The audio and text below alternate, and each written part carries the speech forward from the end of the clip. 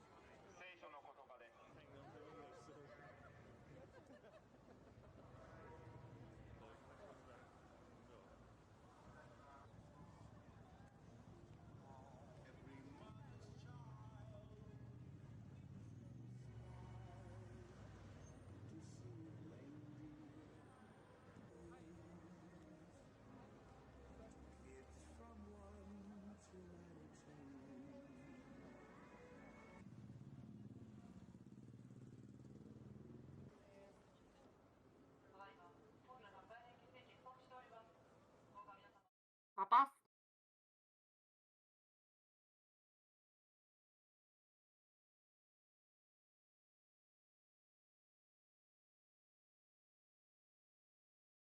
Hold on.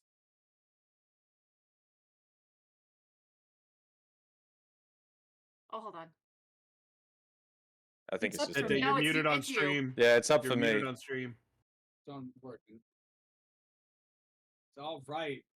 Glad you caught that before the first 40 minutes. Hey, let's go, Dettet. Let's go. Come on, you got this. Yeah, no, don't worry. I'll be Rise, fine. Detdet. Anyways, gonna check Okay. up this for the chat. Go ahead and talk, guys. Give me some levels. Hold Me, on, I need to deafen Baba Discord. booey, baba booey, baba Baba booey, booey, baba baba booey. booey. Okay, Hue, gotcha. Pikachu, hue. Hey, Pikachu, where?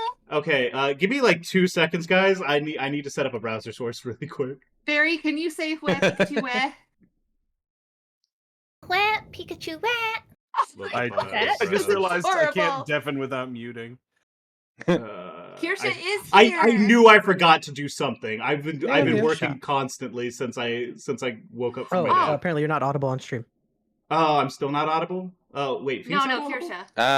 Kirsha. Dagger, I haven't been speaking much. Okay. I know what I can do. Okay. Okay, yeah, no, you are audible. I'm listening. Here we go. Yeah. Wait a second. Oh, wait. I forgot to. Okay, I gotta adjust the browser width. Wait, I Gambatte never realized me. that Kirsha. What? I never realized Kirsha was the same person as. Somebody's very quiet. I'm not sure. Incredible. No, Breaking I need kayfabe. to. Very quiet. Okay. I Give me didn't one realize that Hempely was the person who made Baba Is You until I think Hirami told me on the side. Yeah. And I was like, No, what the Sade fuck? had the same problem. How long did Yeah. it take you, though? That's the question. Liger is It was very at least quiet. a couple Wait, screens. Baba and I Is was just You? like, I was just like, I guess Alright. everyone loves Baba now, which I'm happy for. I- you. Oh Honestly- wait, I need honestly, to. Yes. I need I to. think- We I need love to adjust. Baba. Give me 2 seconds. Yeah, here. I need Baba to is adjust. peace Shout out. design. Shout outs to Wait. Sane. Shout out to Shoutouts Sade to for making Hempely. Baba is you. I'm very quiet. I'm doing this live, guys. I apologize. I should It's be It's very fine. It really just Dettet needed This to was adjust a- your this- levels, yeah. Yeah. There's a whole It's new okay. OBS setup. This was always gonna, you know. This was Yeah, gonna this happen. happens no Something on matter my what. end? You know what? If this is the worst fucking thing that happens, that's still pretty good. Yeah. I have Yeah, consistently yeah. bad audio in these sorts of things. That's so why I don't, Fiend's so loud. I had don't you mind up. being widget consistent data. about it. Oh, really? Oh. Show Yeah. folder.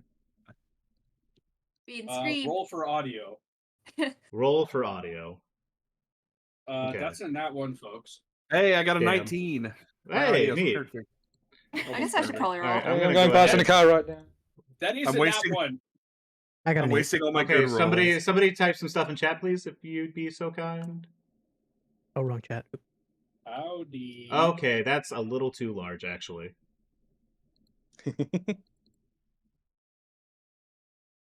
I need Oh to god, it's adjust all the settings. crunched together. you meant too. that Yeah. Yeah, it is. Yep, give me 2 seconds here. I need to get. Yeah, the difference is that Sane realized hearing me that Hempely made Baba as you like on stream, and That he was had a- so had a- funny. had a small crisis about it. I Uh, have been hearing that the entire time, but I always thought it was a joke. No, there's a clip No, of he's it. that bitch. Yeah. He's the guy. That's a funny joke. He also made Noida, which surprisingly people like don't realize. Wait, sometimes. he- He was one of three. He was one Oh, of three right. people who made noise. Yeah, One of 3. he worked Okay. on it. Wait, I that's was wondering- Wait, really? I love Yeah, I noise. realized that quicker. Yeah, it's a good Yeah. game.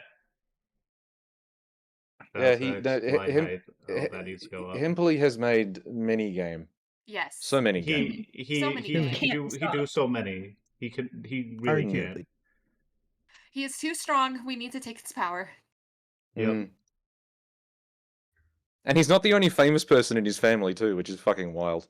Oh, Like, Who else? Yeah. Is... Well, I feel like His we probably brother shouldn't does talk music, about yeah. Oh, Oh, yeah. never mind. Yeah. oh, neat. Box them all. It's a public info. I mean, I don't. Okay, To be try it fair, again. Hippoly has a lot of information out there. So while Yeah, I'm true. busy frantically setting up and doing technical Just throwing difficulty out stuff, Hempely's dog. I'd like to shout out. I'd like to shout out both my lovely partner Sketch Eddie and the ever wonderful Barry for contributing so much to this project. All these reactives and this OBS layout, that's all on Sketch Eddie. She did all this Yeah. and the reactives that you're seeing on screen. These lovely portraits of our characters. She put this together in about a week and a half. It was fucking crazy. She's so cool. And inspired. the logo that you see in the middle of the screen here is done by our very own Barry. Thank you, Barry. It Yeah. looks fucking incredible. Yay. Everyone deserves steak. Work is the I'm glad proof. you haven't killed me for it or something. I don't know. What? Why would I do that? Why would I kill people who do nice things for me? That'd be silly. That'd be silly. That'd be silly as hell. Okay. You say kicking a body back into your closet. Yeah, listen. You don't know. Barry, you why don't know why would anything. anyone be angry with you for making content for this? I don't know. Silly. It's I'm nervous. fine. I'm just That's- nervous. At one Latest, point, I think want you to mean. know, Barry, that I referred to you as Barry, Eddie's girlfriend, and Dettet was like, all right, I'm taking 1d8 off of your special attack. Aw. So the Don't take chat's the hit from me. Don't do it. okay. So the chat's a little fucked right now. I will be setting that up later. After this session, it serves a purpose right now. It's fine. We'll fix it in post. By fix it in post, I mean for next session. I'm not editing shit. I don't know how to edit shit. What do I look like? Some guy who knows how to do things? Bye, Abby. No. Bye, Abby. Oh, her website Bye, is Eddie. down. Damn it. Mm-hmm. Bye, Eddie. Incredible. Bye, Eddie. Thank you so much for everything. Thank you, for Eddie. everything. Can't hear any of us. Get home safe. Yeah, she can't hear us. Hey, you. No, she'll see it in the Hey, VOD. you. She'll see it in the Yeah. VOD probably. If she checks the VOD, she's not going to check the VOD. No, it's Eddie's Dettet's cool and Dragon talented. Hey, stream. you. Yes, yeah. But it's If you've ever wanted to say anything to or about Eddie, now's the time. She will not know. Yeah. Eddie, your Eddie is boyfriend cool and smells. talented, and she Oh. and you, haha, you can't respond to me right now and say I shut rolled up. a 3 on checking the VOD. I also Eddie, just we love realized you. that my Owlbear rodeo is not online. That's not great. Is Huh. my, Oh. Oh. Did my Uh, Let's audio get refresh a figured couple out? times. yeah, no. Give me 2 seconds. There we go. Back to the room. Wonderful. We're back. Back to the lab again. whoa, Oh, this whole we're rat back. city. The lab again. Whoa! Okay.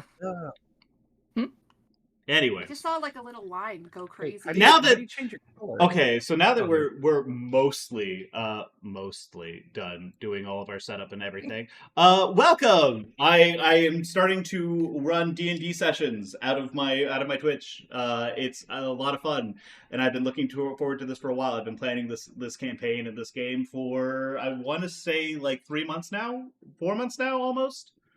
Since January. We've been doing this since January. This is part of an ongoing series I'm tentatively calling Detdet and Dragons. I'm planning on having, maybe multiple, maybe like if this campaign wraps up and everything goes well, we continue on with like more, doing more different all sorts of different campaigns. So right now this is season 1, Tokyo 1999.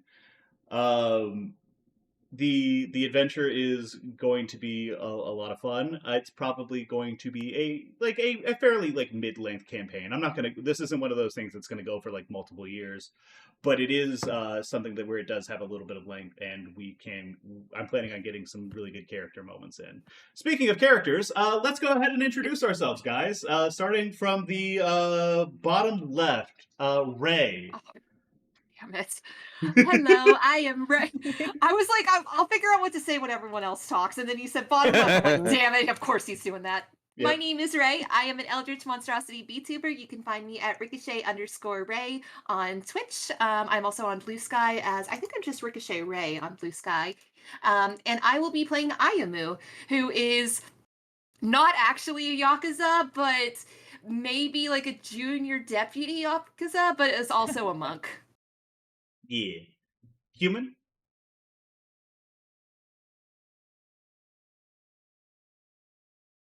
Hello, I'm human. You can call me human. I'm playing Junko. Fantastic. Hirami, go ahead, plug yourself. I am Christopher Wataru Chihara, and I am the main character of this campaign. I am playing a sorcerer who is warning you of the upcoming dimensional merge. Liger, if you would be so kind. I am Liger, and I am playing Sovereign of the Night, Saito Tsuyoshi. Damn it. A warlock, if you'll believe it. Give me 1 second here. I might need to rearrange something very quickly. Your given name is Saito. Your No, family I name did is it. I did it Tsuyoshi. backwards. Okay, I did it God, okay. stop. I was like, no, Uh, don't tell God, me. you're the Don't tell weeb. me I fucked this F- up. Don't tell me I fucked up more things. First Barry. weeb point. Whoever gets to First- 10 weeb points first has to buy a sword with a slab. I don't know. No, I have it written backwards on my character sheet. Is what happened. Oh, that's fucked up. Barry, if you'd be so kind. Oh shit! I was about to write down weeb points. do Hi, it now. I'm keeping Thank track you, of it. Ray. Beautiful. Hi, I'm Yumberry. You can call me Barry or Yum if you're Ray. Or Eddie's And girlfriend. I will be playing the exchange student, Connie Young, and I don't know what I'm doing. You Hooray! can find me newly on Blue Sky at Yumberry, but with IE at the end instead of Y, because that was taken. Fantastic. Kersha, if you'd like to go ahead. Yeah, I'm Thane, Kershaw, many things. I am playing Michi Saburo, who is a law student who was transferred to Tokyo from the Japanese countryside, and there is definitely nothing else going on with my character. No, that would be ridiculous. That'd be silly. Yeah. Sa, Yeah. introduce yourself. Hello, everyone. It's me, Sa, and I'll be playing Chiore Kitaro, a natural sciences and. Hang on. You have a double major in natural sciences and cultural anthropology, I believe. Yes, thank you. It's natural sciences and cultural anthropology, double major. Nerd. Yeah. And I'll be playing an artificer as a character. Yeah. Fantastic. I am a I'm a I'm an fighter, by inventor, the way, mad sorry. scientist. Sorry, I blinked. Yeah, don't you worry about it. You're good. Now, as for the setting itself, this is going to be a modern day fantasy campaign taking place in Tokyo in the year 1999. With that being said, I think we're just about ready to get started, so I'm going to go ahead and we're going to get right into it. Tokyo, Hooray. 1999. It's a late spring in March. The cold still lingers, stubborn and resistant to the thaws that should be on their way. The country of Japan, similarly, seems stuck in its own winter. The bubble economy of the 80s seems a distant past now that the lost decades recession will seemingly become the lost decades. There's a fear in the back of the mind of its citizens. The Tokyo subway sarin gas attack by the Om Shinrikyo cult has left scars that are still tender, even after 4 years. The cult itself still persists, much like the long winter, reduced in power and influence they may be. Things darker still lurk in the back alleys and shadows of Japan's eastern capital, however. There, in that moonlit world, Oni and Yurei, monsters and beasts and spirits cling desperately to carve a niche where they may still exist in this modern society. Corporations and Yakuza clans, street gangs and cults all vie for power and influence in the backroom deals in occult spaces. Still, winter cannot cling to this world forever. A thaw is coming, and with it, the winds of change. With that said, we're going to go ahead and transition into a small apartment that's located relatively close to the Tokyo University, the Tokyo University campus. We're zooming in on Junko Nakamura, who is you're about 21 years old, right? Yes. Fantastic. Go ahead and describe Junko for us if you'd be so kind.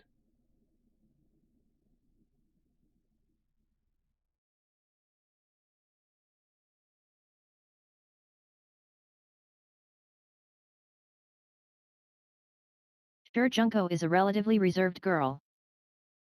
Mm-hmm. Give me 1 second here. She has a strained relationship with her mother.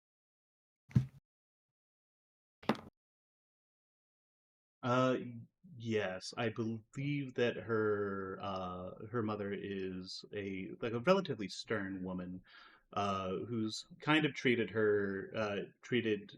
Junko like someone to be controlled for most of her life.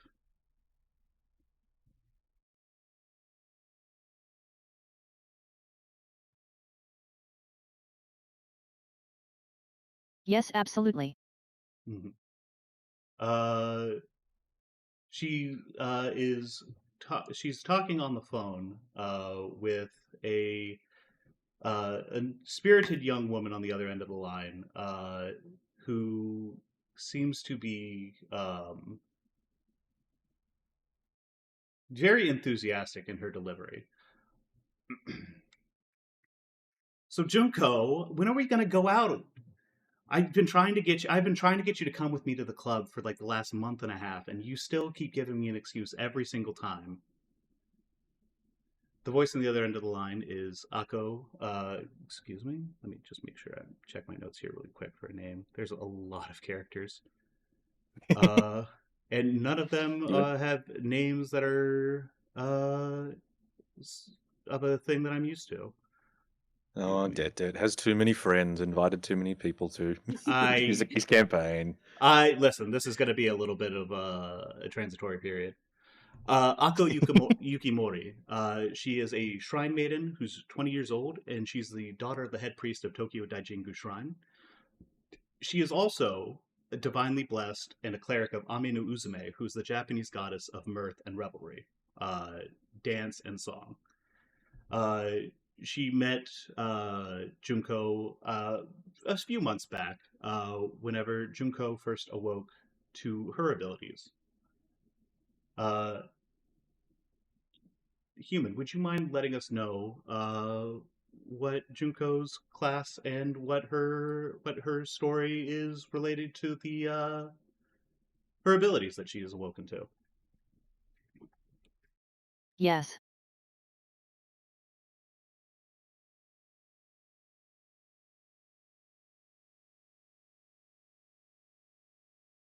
Junko is a Twilight cleric, following Amaterasu. Mm-hmm. I'd like to apologize. I feel like I probably should have let you know specifically, Human, that you were going to be coming up first. That's my bad. Especially with given your your TTS stuff.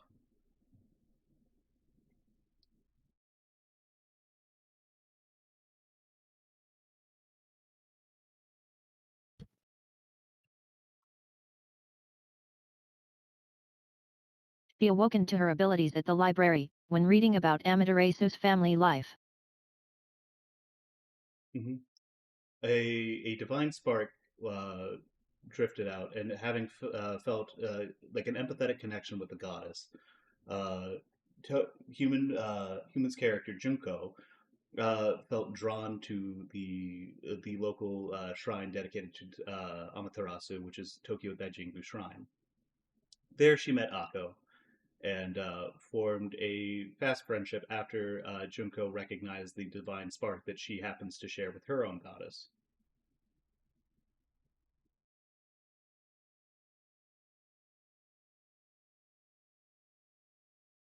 Anyways, Junko, you hear on the other end of the phone. When are you going to be? Don't tell me you got a. Don't tell me you have another study date. When are you going to come out?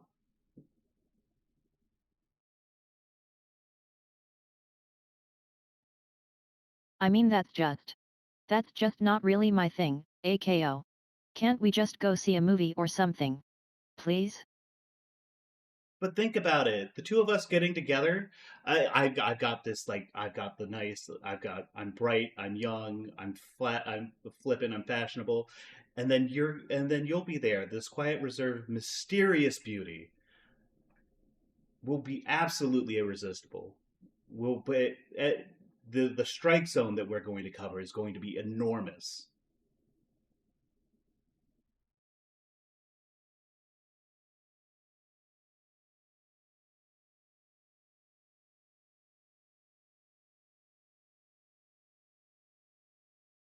I don't want to cover a strike zone, AKO. Fine, fine.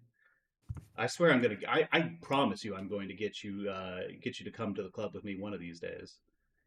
In the meantime, uh, my dad said that he wanted to let you know there's there's some sort of weird spiritual presence that we've felt in recent days. There's a he seemed kind of reluctant to talk about it as much, but it seemed like there was some sort of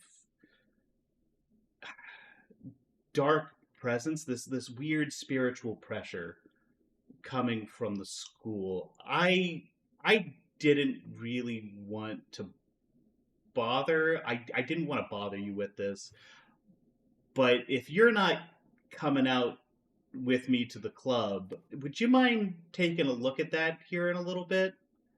There's there's just like it's just a quick sweep. It shouldn't take too long. I just need to confirm that there's not that it just happens to be like, a fluctuation with the feng shui of the school. And then we can then you can head home. Do you mind taking care of that for me?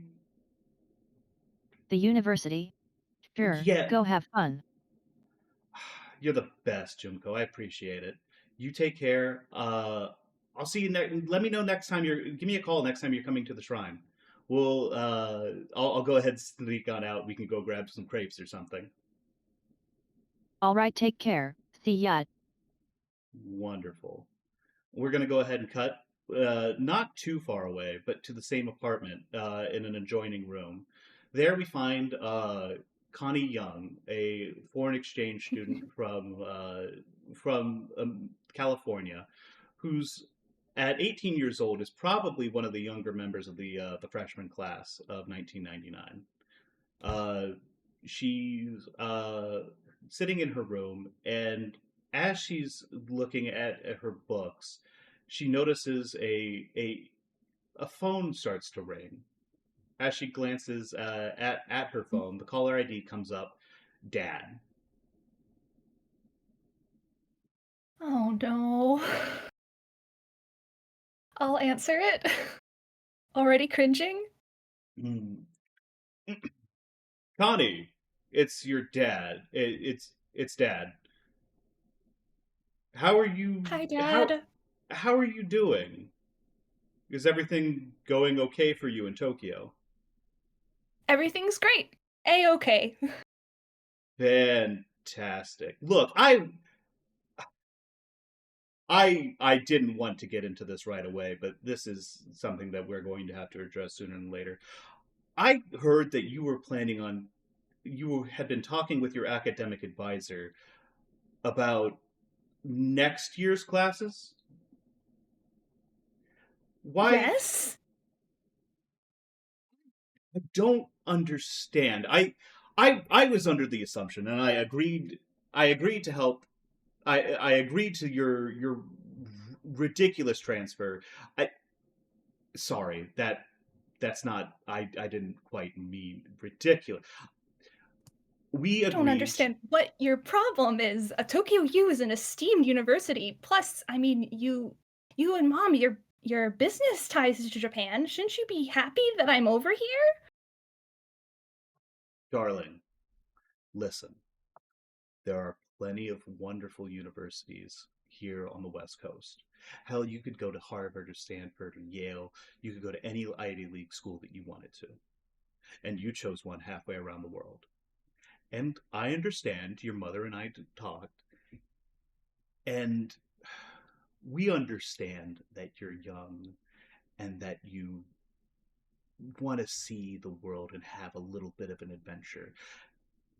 I'm not going to comment on the fact that this is because of all those cartoons that you've been watching. We figured you would appreciate the culture. But we were under the impression that this would be a 1 semester, 2 semester jaunt. You would be back before the end of the year. Well, at the very least, I don't want to give the wrong impression to my professors that I'm not serious about my classes. Well, we understand, but Connie, to be frank, when when you're dealing with people like us, you don't really have to worry about what a professor thinks. The connections that you have with us are much more valuable than anything you're going to find from a faculty. even in such a prestigious university as Tokyo U.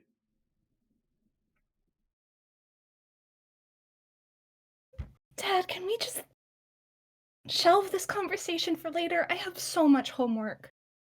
You notice that out of the corner of your eye, as you're having this conversation with your father, a blue swirly plush head pokes his head out of your closet, and as you do, you glance over and you see him lean further. You see a bear made of starlight and ostensibly like plush filling, tapping his wrist as if he was tapping a watch.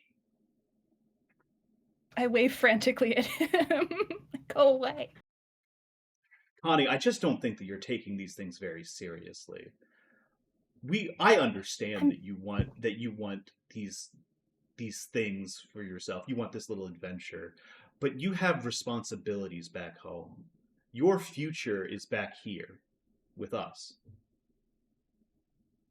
Well, right now, my present is here, and my present has a lot of homework. So, talk to you later, Dad. Bye. Connie, I'm gonna hang up. on and him. okay, and he's cut off, after hearing Connie. It's very late. Yeah, you see a that small starlit bear starts to kind of waddle his way out of your closet. He's like, "Good God, I never thought he'd leave. I never thought he'd hang up." For once, I agree with you. Listen, okay, Connie, I understand Mhm. that. I understand that it's only been about 3 months since we formed our contract. I understand that you have pressing matters. I understand that school is important to you. He raises his hands and does his level best to try to do quotation marks with his fingers. It's not very convincing. He's a stuffed bear. He essentially looks like a stuffed bear. They just kind of hinge at the wrist. It's very cute, but it's not the effect that it's definitely not the effect that he's going for. As Connie, you have to understand that as champion of Edo, you have certain responsibilities that other people don't. When I chose you, when I fell from the sky and you agreed to take on these responsibilities, there is a certain amount of sacrifice involved in your duties. I understand that you have. God, sacrifice. That's all everybody wants from me. Can you at least give me like a regular schedule so I can get my homework done? It's just not that simple. Listen, I've been consulting the ley lines. I've been keeping track of dark presences in the city, and things have been relatively light. However, there seems to be something going on in Tokyo U. Right now? Listen, the way I see it, you're going there anyways. You can choose to do it tonight, where you don't have to worry about getting innocent people involved.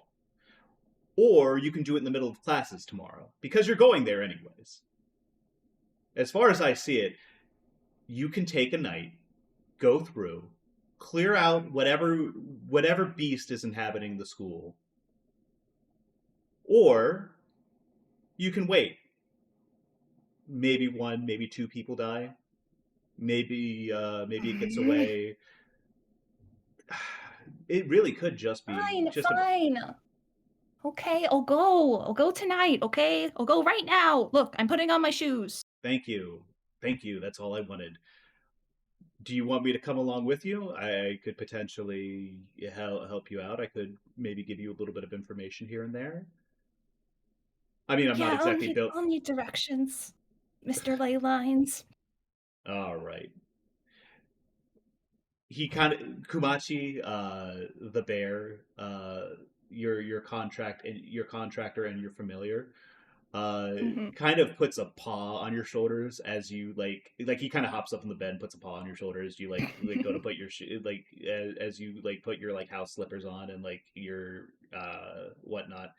Oh no, I you think Connie fully has her regular shoes oh in the oh room, and no it's oh driving you're a Junko s- insane. Oh, no. you're a psychopath. White.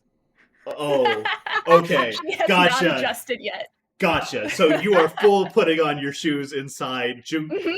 Junko has. I'm sure Junko feels a certain way about that. Nightmare. Anyways, so he goes and hops up on the bed and he kind of puts a paw on your shoulder, and he sort of like, listen, this is hard. This job isn't easy. But when I came from the sky, I chose you because you were the best option. You're capable, Connie.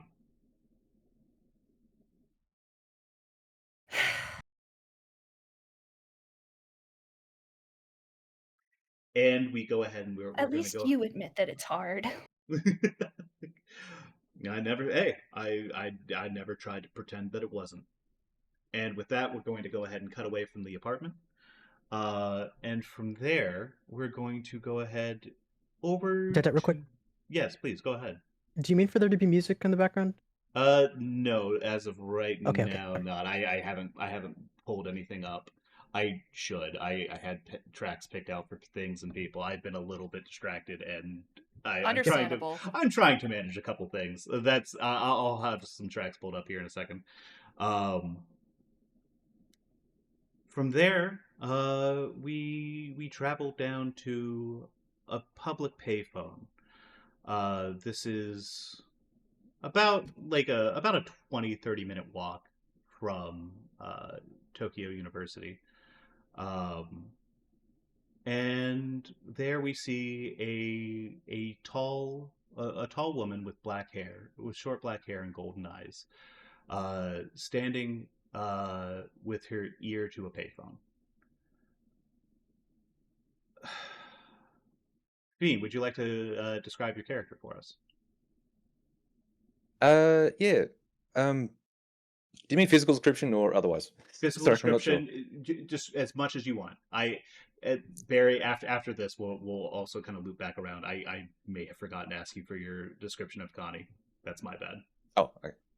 No worries. Yeah, as you said, sort of tall, fairly willowy woman with black hair, gold eyes, wearing what is sort of traditional, fairly conservative clothing. Yeah, fairly stern looking, among other things. Yeah. Now, in the payphone, you hear a voice, kind of masculine, has a little bit of like a backcountry accent.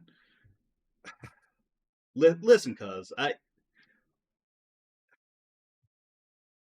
know these things take time, or at least I'm pretty sure. I don't really understand how law works. It's not really my cup of tea. But you have to understand that these men are moving in. We were hell. We had a couple guys coming out around the mountain. They're setting up temporary. They're starting to set up a company settlement. They got guys out here in trailers, and they're setting up like lean-tos, and we're gonna have people moving in here soon. Yeah, I tried to explain this to Dad at the time, that this is like a 3-year degree, and even then I probably need like backing of a law firm or something. This wasn't. I'm not sure why they expected this. I can't help with this bit just yet.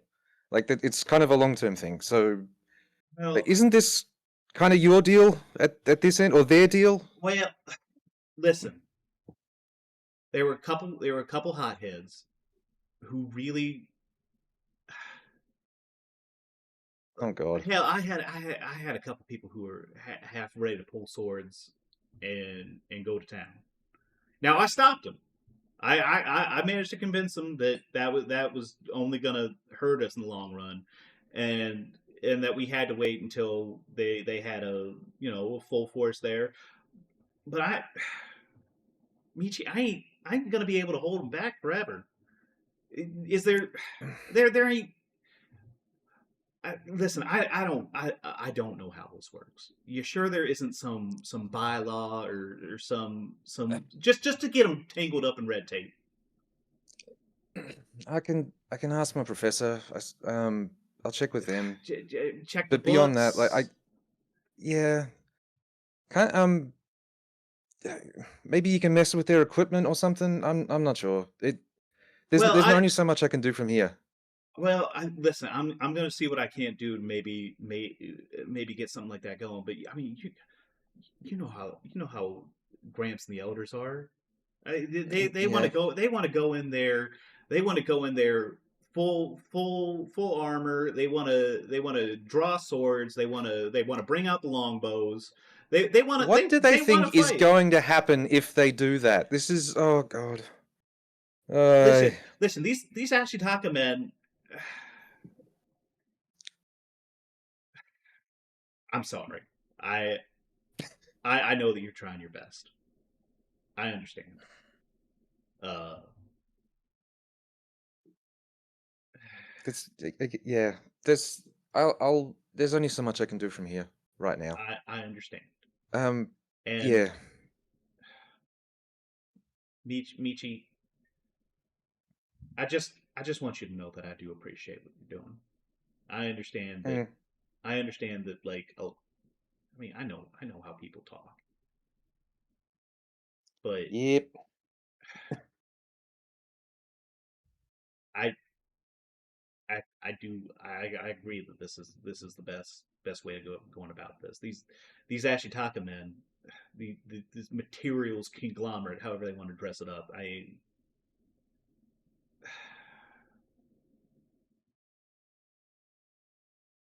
listen. If things ever go sideways, if something happens where this doesn't work out, and and there just ends up being nothing that any of us can do, let alone you.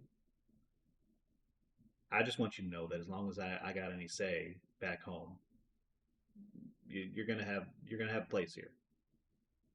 I'll make that for Yeah, you. I appreciate that. I don't know if it'd be a comfortable place if everything goes south. Oh god, they didn't want me there anyway. No, it's like I said. I get. You take care of yourself, Michi. Okay. Let me know what you can Okay. find. Let me know what you can find out. Okay, we'll do. We'll do. And Just try and keep a lid on things I'm as long doing as the you best. can. I'm doing the best I can. I'll see about Yeah. maybe we can get some boys out. It's called sabotage in action. Convince a couple of youngins to come out, and maybe we get something done with that. Well, I'll keep you. I'm certain some of the kids would really enjoy popping tires. Like if nothing I else. I Like it's hey good bow practice. You could picture it that way. hey I tell you what. We hit longer targets at further range. You know that. Yeah. Uh, you take care of yourself, Michi. We'll do. All right, and with that, there's a click on the other end of the line, and you are sitting in this. You're sitting in this phone booth. How are you feeling at this in the moment? Uh head in hands. It's a rough situation, right? Yeah. All right. So what do you want to go do? Do you want to go check out the library, maybe see if some of your professors are still doing office hours? I might head back to Tokyo U, see if anyone's around. All right. And with that, we're going to go ahead and cut away from Michi. We're going to kind of loop back around. Barry, please go ahead and describe Connie for us, just to get that description in. Yeah, I had a whole background description. Then you I'm so sorry. did that. Like I said, this is the first time I've done this over Twitch. I'm kind of working No, out my own jitters. we're all nervous. Yeah. So Constance Connie Young is 18, very baby, still got some acne on her face. She's the international student from California studying astrophysics here. And she's also newly a barbarian. She's just generic American white, brown hair and eyes. Still got some baby fat on those cheeks. And she generally looks like a rich, preppy girl that you could easily scam because she's got that naive look in her eyes. She's just got she's still got that spark of like youthful innocence still going on. And just like a pure gold hair clip in her hair. It's like she's got no street smarts. Gotcha.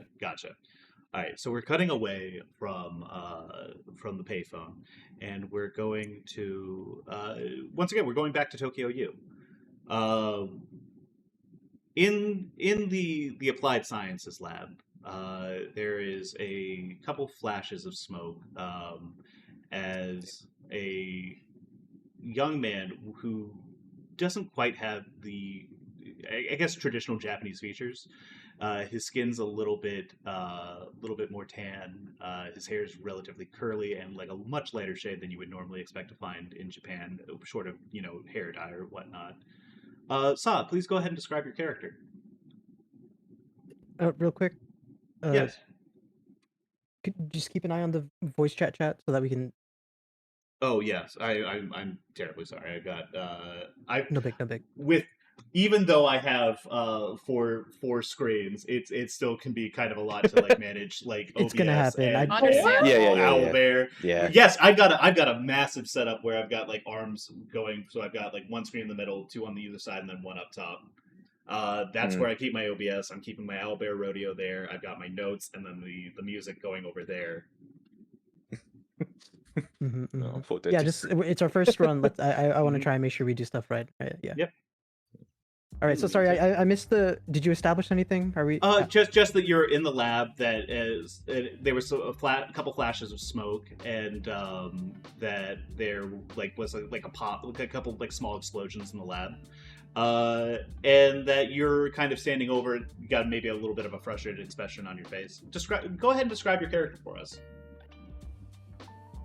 All right, so you're seeing a slightly young for college, 19-year-old, a curly-haired, brown hair, and slightly darker skin than usual Japanese man. He's wearing work clothes. He's in the lab. He has minimal PPE though. All right, and I'm. This is Chiyoda Kitaro, and he is reacting to having explosions in his face. With a bit of surprise and coughing. A small amount of smoke in his lungs. You know how it is. You hear as you kind of stand up from like the latest results of a not necessarily failed experiment. Like you've learned what not to do, which is almost as valuable as learning what to do. You hear sort of like a knock at like the blast door of the lab. And after having kind of cleared, you see an older man walks in. He's at like the, how do I want to put it? He's sort of in this sort of middle-aged period where like he's like riding the line between dad and grandpa. Like his hair is starting to gray. He's got a mustache. He's wearing like a sweater vest and like a nice pair of pants. He's pretty well put together. He's very academic looking with like a pair of like half-rimmed glasses around his eyes, like on his eyes. And give me one second. Let me make sure I got his name right. Professor Tomoshige Kajiwara kind of like looks at you. He seems vaguely amused after making sure that you haven't actually hurt yourself at all. Says another setback. I brush him off. It happens. Perfectly understandable. Listen, I wanted to step by for a couple different reasons. One, I've got that artifact that you wanted from the cultural anthropology department. He produces a small bronze dish with like it's very traditional. It's like you use in a lot of like religious rituals. It's something that you've been trying to get access to for a while. If only to be able to run a couple preliminary tests on it Listen, I know that progress is prone to setbacks, and that sometimes sacrifices need to be made in order to advance our understanding of the world around us. Please don't destroy this one as well. This is we have more like it, but the department is starting to get on my back a little bit. I just want to make sure that we're not pissing off the wrong people here. Chiyoda has a little bit of a glint in his eyes. He has a rusting bitch face, so he's always a little bit mad, but when he sees the artifact, he can't help it. I go, well, you know, all in the name, all for the sake of progress, knowing that he's not going to keep this artifact intact. I'd really like to get to carbon dating this. Do you have anything else for me? Just, and he seems almost like a little awkward, and like he's not. You get the sense, and like you know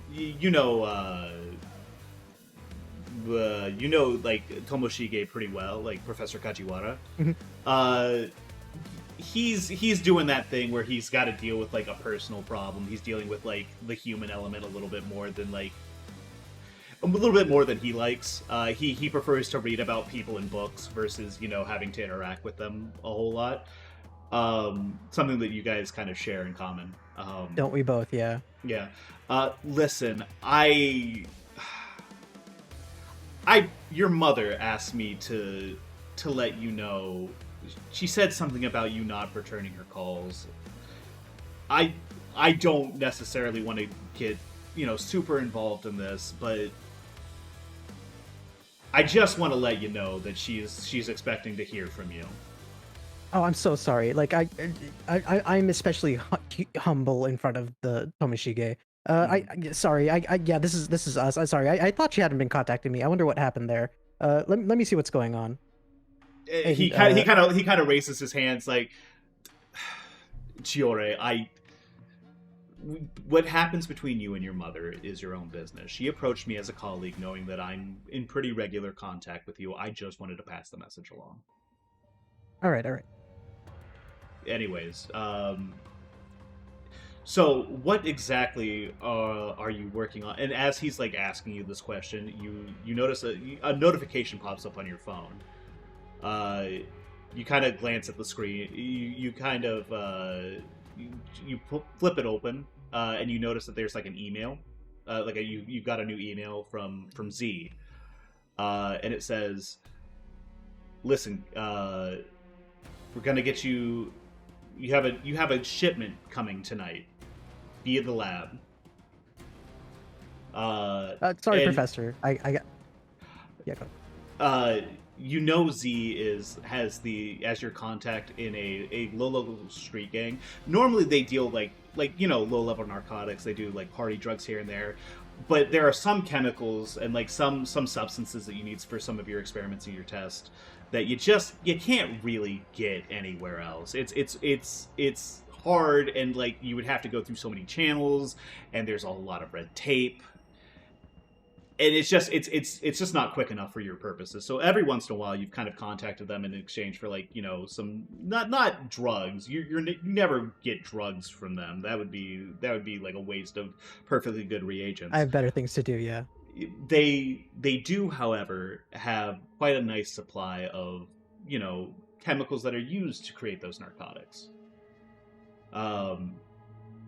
It looks like it's going to be another late night in the lab for you. All right. Looks like I have to deal with this as well. Sorry, Professor. My boy, I know how your method. I understand. You have a good evening. Is there? He seems almost reluctant to ask. Is there anything you'd like me to direct back to your mother? Tell her I'll get into contact with her as soon as I can. Will do. Clearly not intending to actually do. Roll deception for me really quick. First roll. Yeah, sorry, how do Hey. Yeah, just go ahead and roll Just me D20? it's a D20 Nat plus one, whatever nat one. a D20 plus whatever Okay. your That is a 12. your modifier. And I do not have a modifier, so Okay. He rolled a 10 with a +2 modifier. That's a 12. What was your roll again? but let's say that I'm not really intending for him to not realize that I'm being deceptive, but like it's on there's its not face. there's not a lot of effort behind it. It's just like you're No, putting yes. you're putting in like the required effort to not seem insincere. Yeah, to let him take it off of his own back and let it be my own responsibility. Mhm. Wonderful. I'll go ahead and let her know. You have a good evening. You have a good evening, kid. Alrighty. And with that, you get back to work. You start prepping your new artifact for what is assuredly a very safe round of testing that will absolutely not piss off the cultural anthropology department any more than they've already been. From there, we're going to go ahead and cut away. We are going to cut to, I believe, we're cutting down to the Kabukicho Entertainment Nightlife District.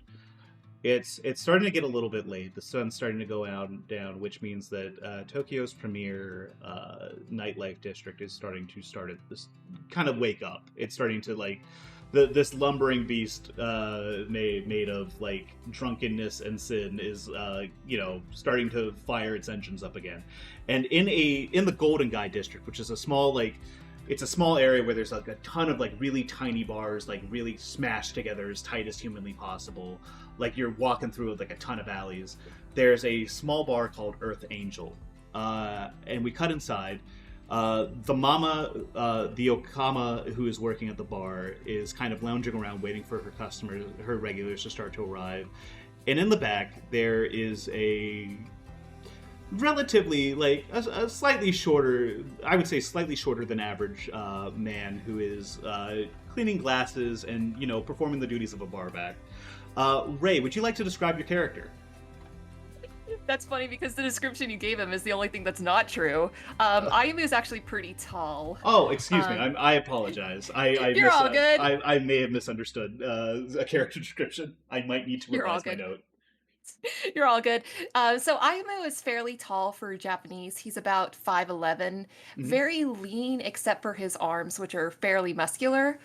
He has long black hair that's pulled into a really tight upper ponytail, and his eyes are red, but that's not nearly as striking as the fact that he has a koi fish tattoo on his neck that is in black and white. And like Chiore, he also has a serious case of RBF. The mama kind of like looks around and like she's clearly bored. She really is like, she was expecting to have people in by now. She's kind of finished her prep work. It's getting a little bit long in the tooth. Normally Earth Angel is like, it's a Golden Guy bar. There's like 10 seats max capacity for the bar. But normally by now there's like at least one or two guys who have started to stumble their way through. Ayumu, she kind of like calls out like to the back. What? How you doing, kid? She's clearly bored. She's fishing for like small talk. How have things been for you? Ayumu gives like a very curt nod. He says, "Yes, ma'am. They've been fine." Good. I'm about to say, I know Hinata's not making it in today. That boy's been eating all right? Like, he hasn't been like, I've noticed he seems to be thinner and thinner every day when he comes in. Well, Hinata, he's probably trying some new fashion trend. Those diets are all the rage nowadays. She just kind of sighs and just like, that damn kid's gonna kill himself one of these days. Besides, men don't like. She kind of laughs for a second, and like kind of like pats her gut, which is like, she's got a little bit of meat on her. She's like, men like women with a little bit of meat on their bones, Ayumu just kind of like shifts awkwardly in the sense that his boss is trying to like talk about girls with him and he doesn't know how to deal with that, so he just keeps working on his glasses and hope that she won't ask him anything else like that. Conversation dies down a little bit more. Like she recognizes that maybe she went a little bit too far, and you've always it's always been one of those things where like she like enjoys teasing a little bit. She's like kind of flirty. She's like a little bit like going back and forth. She can be a little catty, and but she recognizes that clearly you're a little bit flustered and kind of like knocks it off a little bit. Eventually, one or two patrons come in, but before things can get like too crazy, people can get too deep in their cups. A man wearing like a really sharp suit walks in. It's like dark.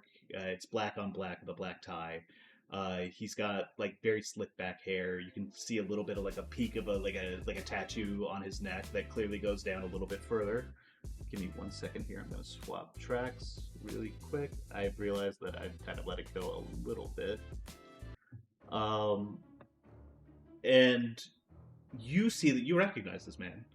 That's your father's second. Your father's former second, before he passed. This is... Give me 1 second here.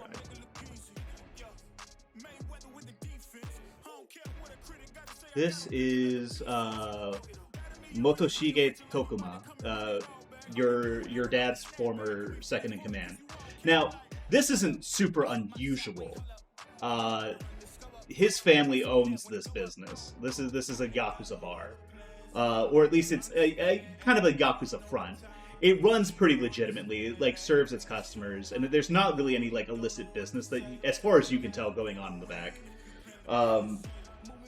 But it is one of those situations. Give me 1 second. I want to make sure. Let me turn this down a little bit more if I can.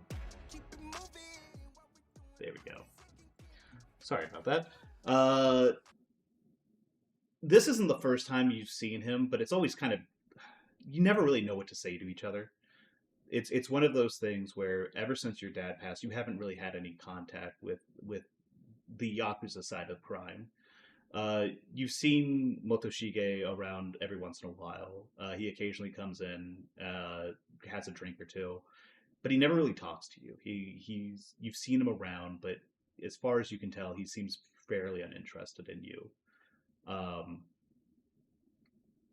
And he glances at you, and you can tell that there's like his eyes dart to like the tattoo on your neck, and like your like, you know, your clothes that you're wearing, your sort of general how you carry yourself. And he seems like he wants to say something for a moment, but before he thinks better of it, he turns to the mom and says, "Listen, I need everyone out of here. We're going to have a meeting here in a little bit." And with that, this happens, I want to say probably like every like 1 or 2 months or something like that. It hasn't happened too many times since like you've been working here, but when it does, it like no one objects. Mama starts closing up shop. Everyone starts clearing out. The regulars start clearing out, and as you do, as you're kind of walking out past him, you notice that like the pin on his chest, notifying his allegiance to the Kaposhi Syndicate. And as you walk out into the Golden Guy District, and like the mama kind of shrugs and is like, "Well, hey, what are you gonna do? I mean, at least we're still getting paid for tonight, right?" At least. And Ayamu he's not very friendly anyway, but as soon as that Yakuza guy walked in, his demeanor was instantly changed. He looks very nervous, and he's kind of running his like thumb over his knuckles where there are some prominent scars there, and just looking kind of lost in thought there, and nervously darting his eyes at him while trying not to be seen. And like give me 1 second. I'm actually gonna. The mama kind of like sees like this behavior. She just kind of like puts a hand on your shoulder. "Hey, don't worry, kid. Listen, these guys are scary, but like they ain't gonna hurt nobody. They ain't gonna hurt people on their payroll unless we give them reason to. And I don't think I've ever given them reason to, and I don't think you have either. Of course not. Those kind of people don't really dirty their hands with that sort of thing. You see, he's higher up. You see, he's all business. He's a businessman. Anyways, listen. Checks are going to be in the mail here in a little bit. I know I was supposed to be getting you and Hinata's checks here in just a little bit. So unfortunately, I can't really get to the office right now. I'll go ahead and either take care of it. I'll drop it in your mailbox. How's that sound? Oh, thank you. Feel free to take your time. I Okay. appreciate it, ma'am. No problem, no problem. And as she begins to walk off, you get a notification on your phone, another email, and it's from Z. He's not quite the boss of your gang, but he's up there. He's running like the day-to-day operations, and he lets you know, hey, got a dead drop over by the batting cages. We got a shipment of product that we need you to take over to Tokyo U tonight, soon as possible. Wait till it's dark out though. As soon as he gets that, his shoulders like just drop immediately and he breathes a sigh of relief as he knows that finally he has an excuse to get away from this all. And he is going to light a cigarette and start walking that way. And as he walks off down the Golden Guy and down the Kabukicho streets, we're going to cut away again from Yumu, and we're going to a smaller. It's not a family home. There's not really any homes in Tokyo per se, but it's like a family apartment that's been clearly lived in for a really long time. It's full of old people knickknacks. It's got a bunch of sentimental photos on the wall. There's a lot of pictures of a Japanese man, like a Japanese couple, getting older, and their son. There's also a couple of an even younger boy who he's he's a little bit mixed. He's a little bit on he's a little bit on the tubbier side. But there's not a whole lot of pictures of his mom, of the grandson's mom in these. There's some son pictures, there's some grandson pictures, not a lot of mom pictures. There's maybe one or two big family portraits, but that's about it. From there, we're gonna kind of go up to a room that's covered in what can charitably be called art on the walls, and a bunch of posters for old Western platformers. Where a man sits that rotund grandson sits at a desk. Hirami, would you describe your character, please? My character is a half American, half Japanese born man by the name of Christopher Wataru Chihara. And he is a geek. He is a nerd. He loves video games. He loves especially because of his mother's influence as a half American child. He is what you may call a Westboo. He loves American properties. I mean, he loves stuff that comes out of Japan too, if it's nerdy or anime or whatever. But he loves American cartoons, American comics, American video games, even though most of those come from Japan. But anyway, he is your average otaku.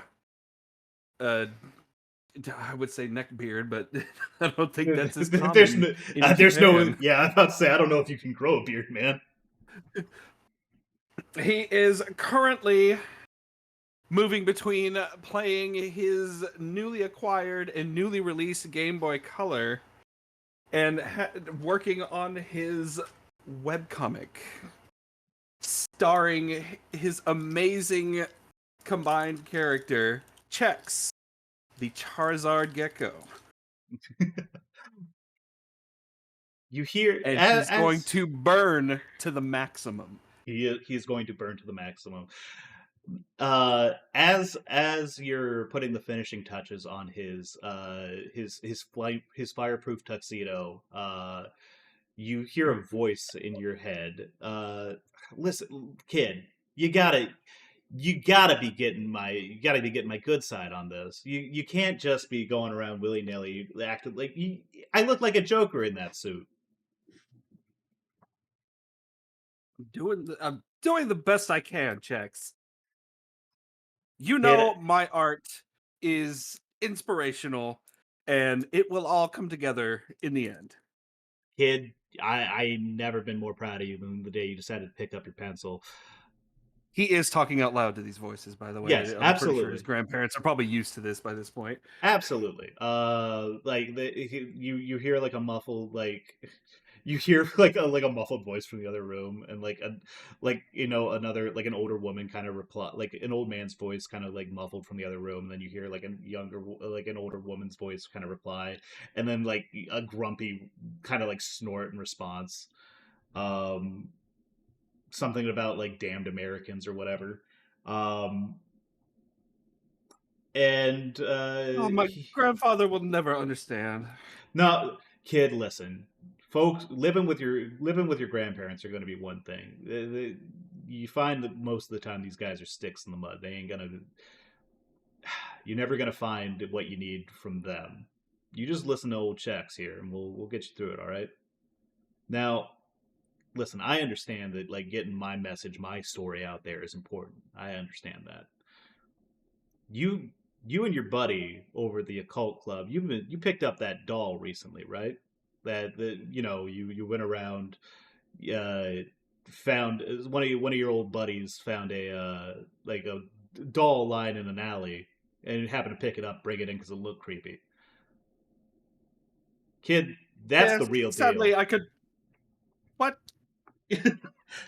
That shit's for real. I You detected no curses on that doll. kid, trust me when I tell you. And I've consulted everyone else in here too. This isn't just me talking. We've run the numbers. I would go ahead and head back there and check it out. Something going on with that doll. You got your buddy's number, right? The one what with the contact lenses and the eye patch. You know, your buddy. Yes. The only one who could potentially rival my power. All right. Good. Listen, all I'm saying is that when you're dealing with something on this level, you might want to bring in some heavy firepower.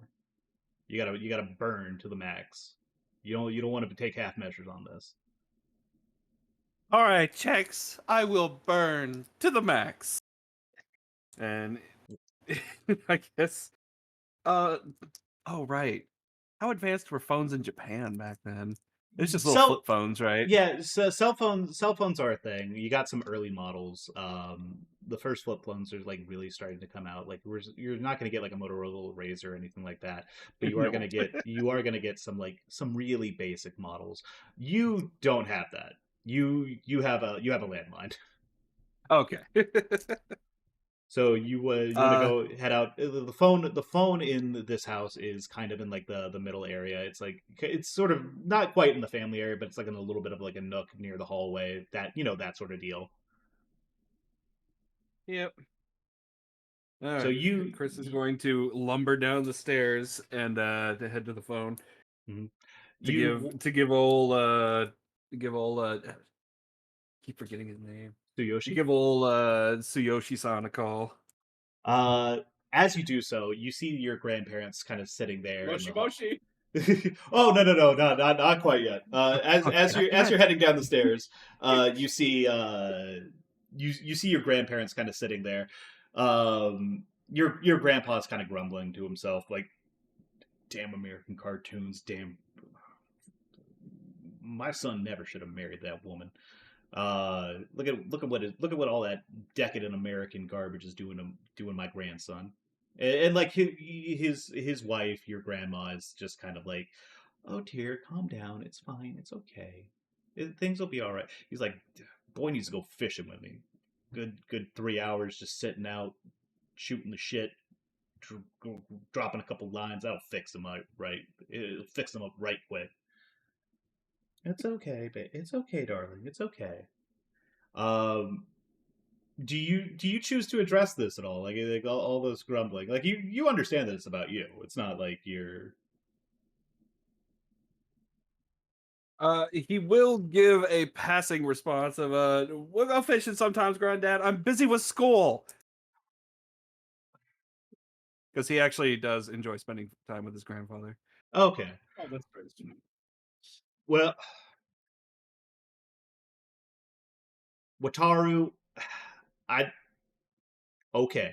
Let me know when you get a. Let me know when your schedule frees up a little bit. You and Grandpap will. We'll go ahead and head down to the hole, to the fishing hole, and we'll rent us up a couple. We'll rent us up a couple seats, rent us a couple poles, and we'll make a weekend of it. How's that sound? Okay, Oji-san, I'll let you know. Mm. And then he runs over to the phone. Your grandfather, your grandmother will occasionally call you Christopher. Never your grandfather. Your grandfather will only call you Wataru. And from there you head to the phone. And as you pick up That the phone, old racist. as you pick up the phone, we're going to go ahead and cut away from the Chihara household, and we're going to go to a small. It's in the Ginza district. It's a small shop. It's not there's not a lot of space on the floor, but it's a nice shop in a nice neighborhood. Um, there's a bunch of like really nice kimono on display, a bunch of very traditional Japanese dress. The craftsmanship is excellent. It's really high quality stuff, and the price tags are commensurate with that. Um, and above the store, there's like a small apartment area. Um, and in one of the rooms, there's a workshop. There's like a sewing machine. Like there's a bunch of like very traditional like Japanese like sewing equipment. Like it's all done by hand in like a very traditional style. Um, there is a woman sitting at the counter uh, who is kind of going over some bills and like doing some accounting work. Clearly, she's like the owner of the store downstairs. Um, and in one of there's about like three other rooms. There's like it's like a two-bedroom, one bathroom sort of apartment. There's like a small kitchen area where like a lot of like the work gets done. There's not like a whole lot of room, but there's enough for a table and some like a kitchen area. It's not a big space, but it's still nice. It's well put together. It feels very homey. Um, in that second bedroom, we cut to our last and final character, and certainly not least. Liger, would you go ahead and describe your character? Tsuyoshi Saito sits at the table eating grilled mackerel. He is Incredible. he is wearing on his left eye a medicinal eye patch, and on his other eye is like a magenta contact lens, Mhm.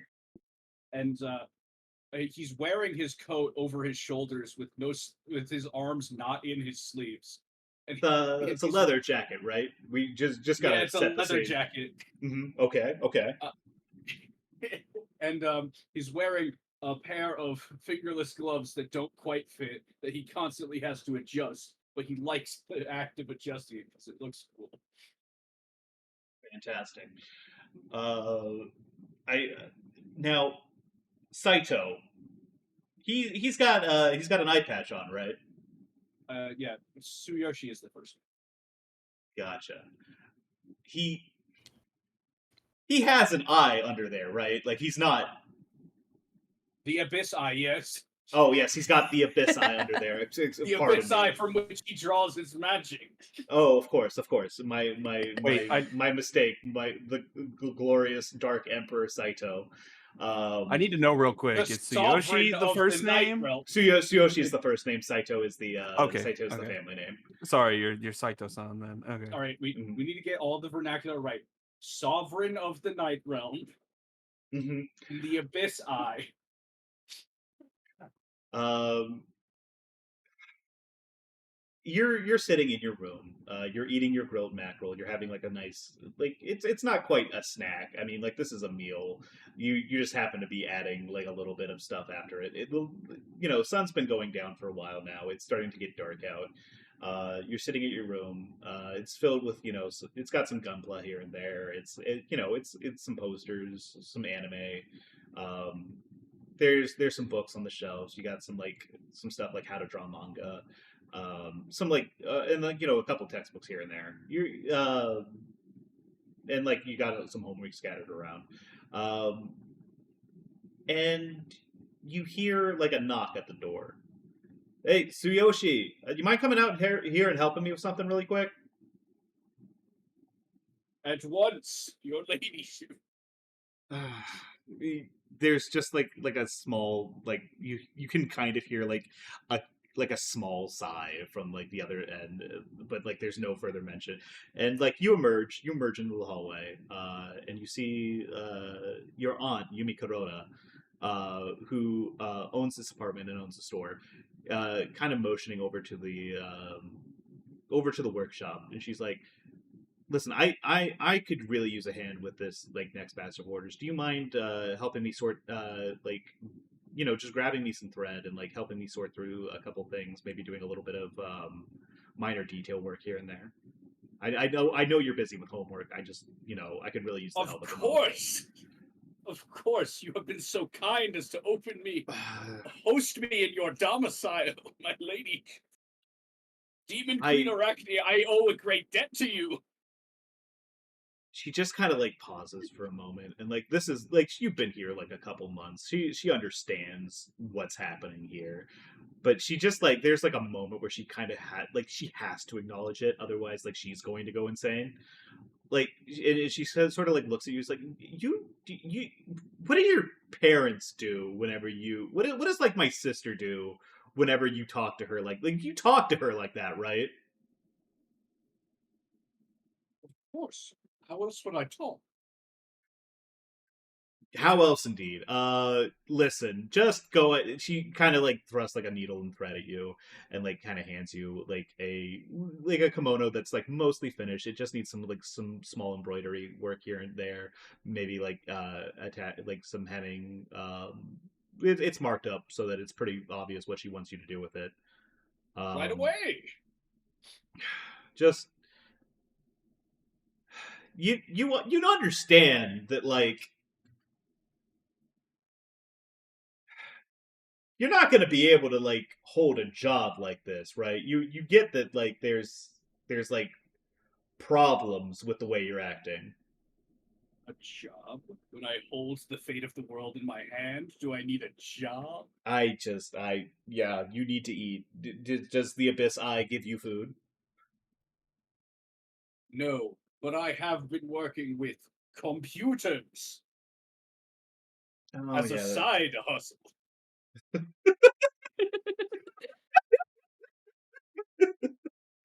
The side hustle, god damn it.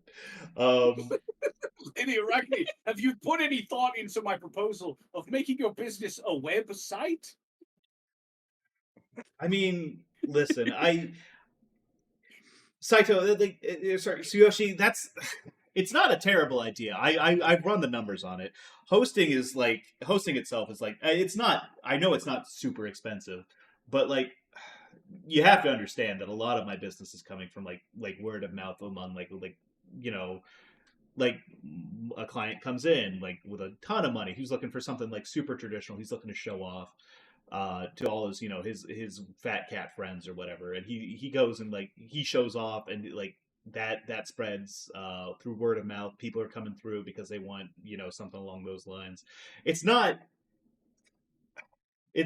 just something, I just don't think I'm gonna get a lot of use out of it is all. And like once you end up like moving away, I just don't know if there's gonna be like anyone to maintain them.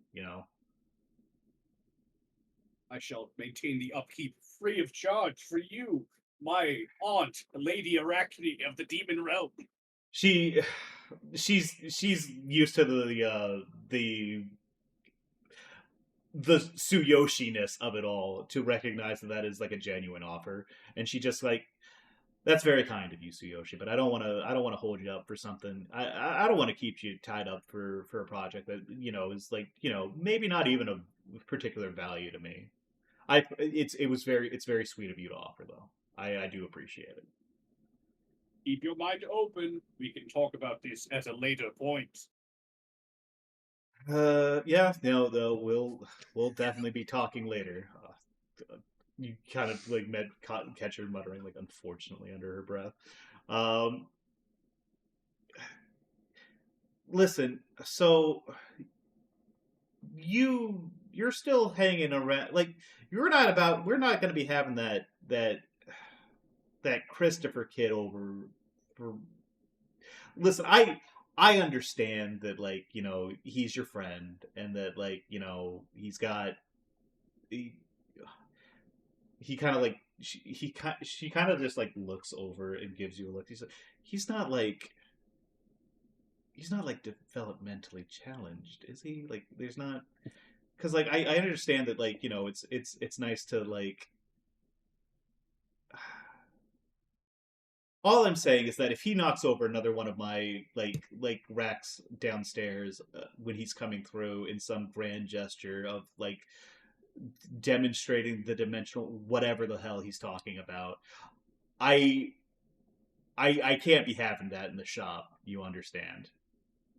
I fully understand the combined power of our powers is too much for this small Okay, well then domicile. you just said the combined powers of our powers. Like come on, come on. You got it, Tsuyoshi. Speak It's every once in a while.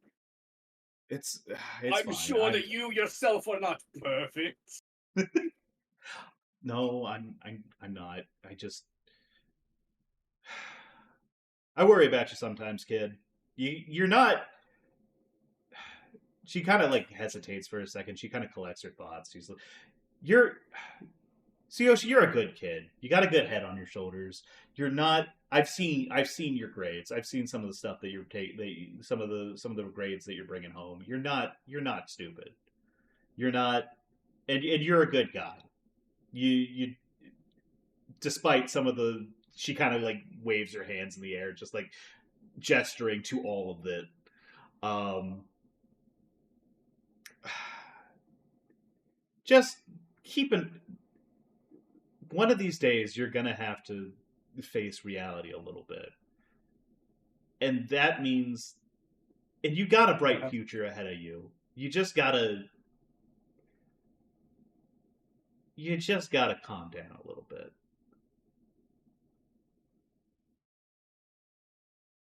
For you, Lady Arachne, I will try to tone it down just a bit while I am at home. However, I cannot change who I was born to be. The demon prince, the sovereign of the night realm. She's like there's like I a can almost there was like an almost hopeful look on her face, and then it just kind of like as you keep going, as like you're like I'll tone it down at home. She's just like there's like maybe like a glimmer of hope in her eyes, and as you continue to go on, you're just watching it kind of crumble a little bit.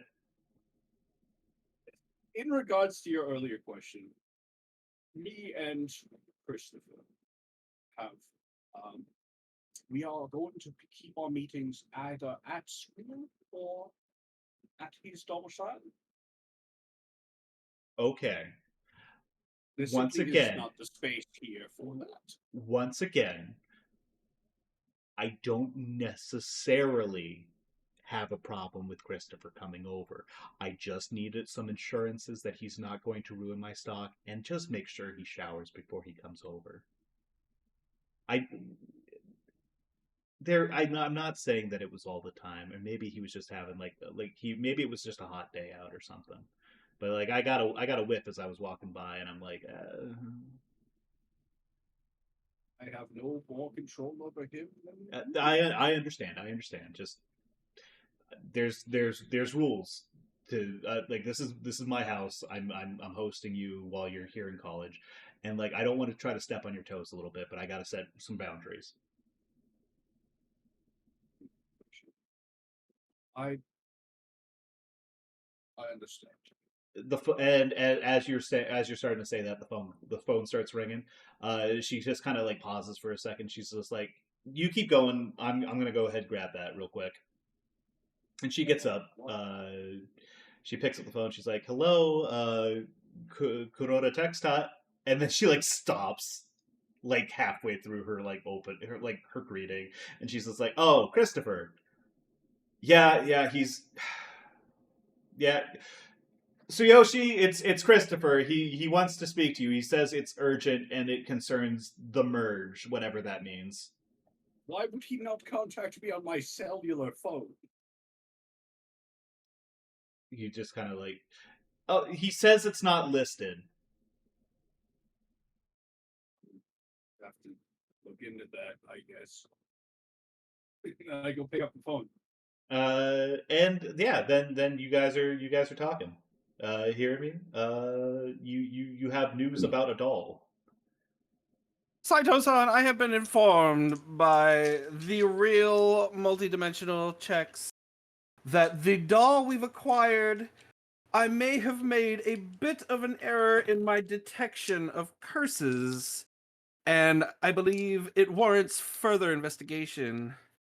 Oh no, yeah, that thing is cursed as hell. Still, your powers elude me. Question: what time of like day is it right It's now? the sun is starting to go down. Chex has assured you that this is urgent. Okay, so like the facilities we'd be using for our club activities we'd still be it's accessible to us. it's maybe not necessarily, but this is by far not the worst thing you've done at school property over like late at night, to be fair. So I like have been informed that this is urgent and we need to investigate immediately. It does concern multidimensional facets. Night realm. It's wavering. I can feel it. I don't know what you pick up with your abyss eye, the power that eludes me so, but we do need to. Sometimes Christopher does try to talk a little bit like Tsuyoshi does. We must hearken to the campus and resume our studies. At once, I turn to my aunt. Dearest aunt, do you suppose I could borrow your bicycle? Mine was stolen. I'd like to make a deception check. Okay. I'm going to go ahead and roll insight for Yumi. That's a nat 20. That's a 7. Okay. Tsuyoshi, what the hell happened to your bike? I tried to do an Akira slide and totaled it. Tsuyoshi, I can't cover. Listen, that's gonna have to come out of your check. I'm sorry. I'm not. It like will. I will pay for it, but it is urgent that I get to school now. What the hell's going on? What the hell do you need to get to school for at this fucking hour?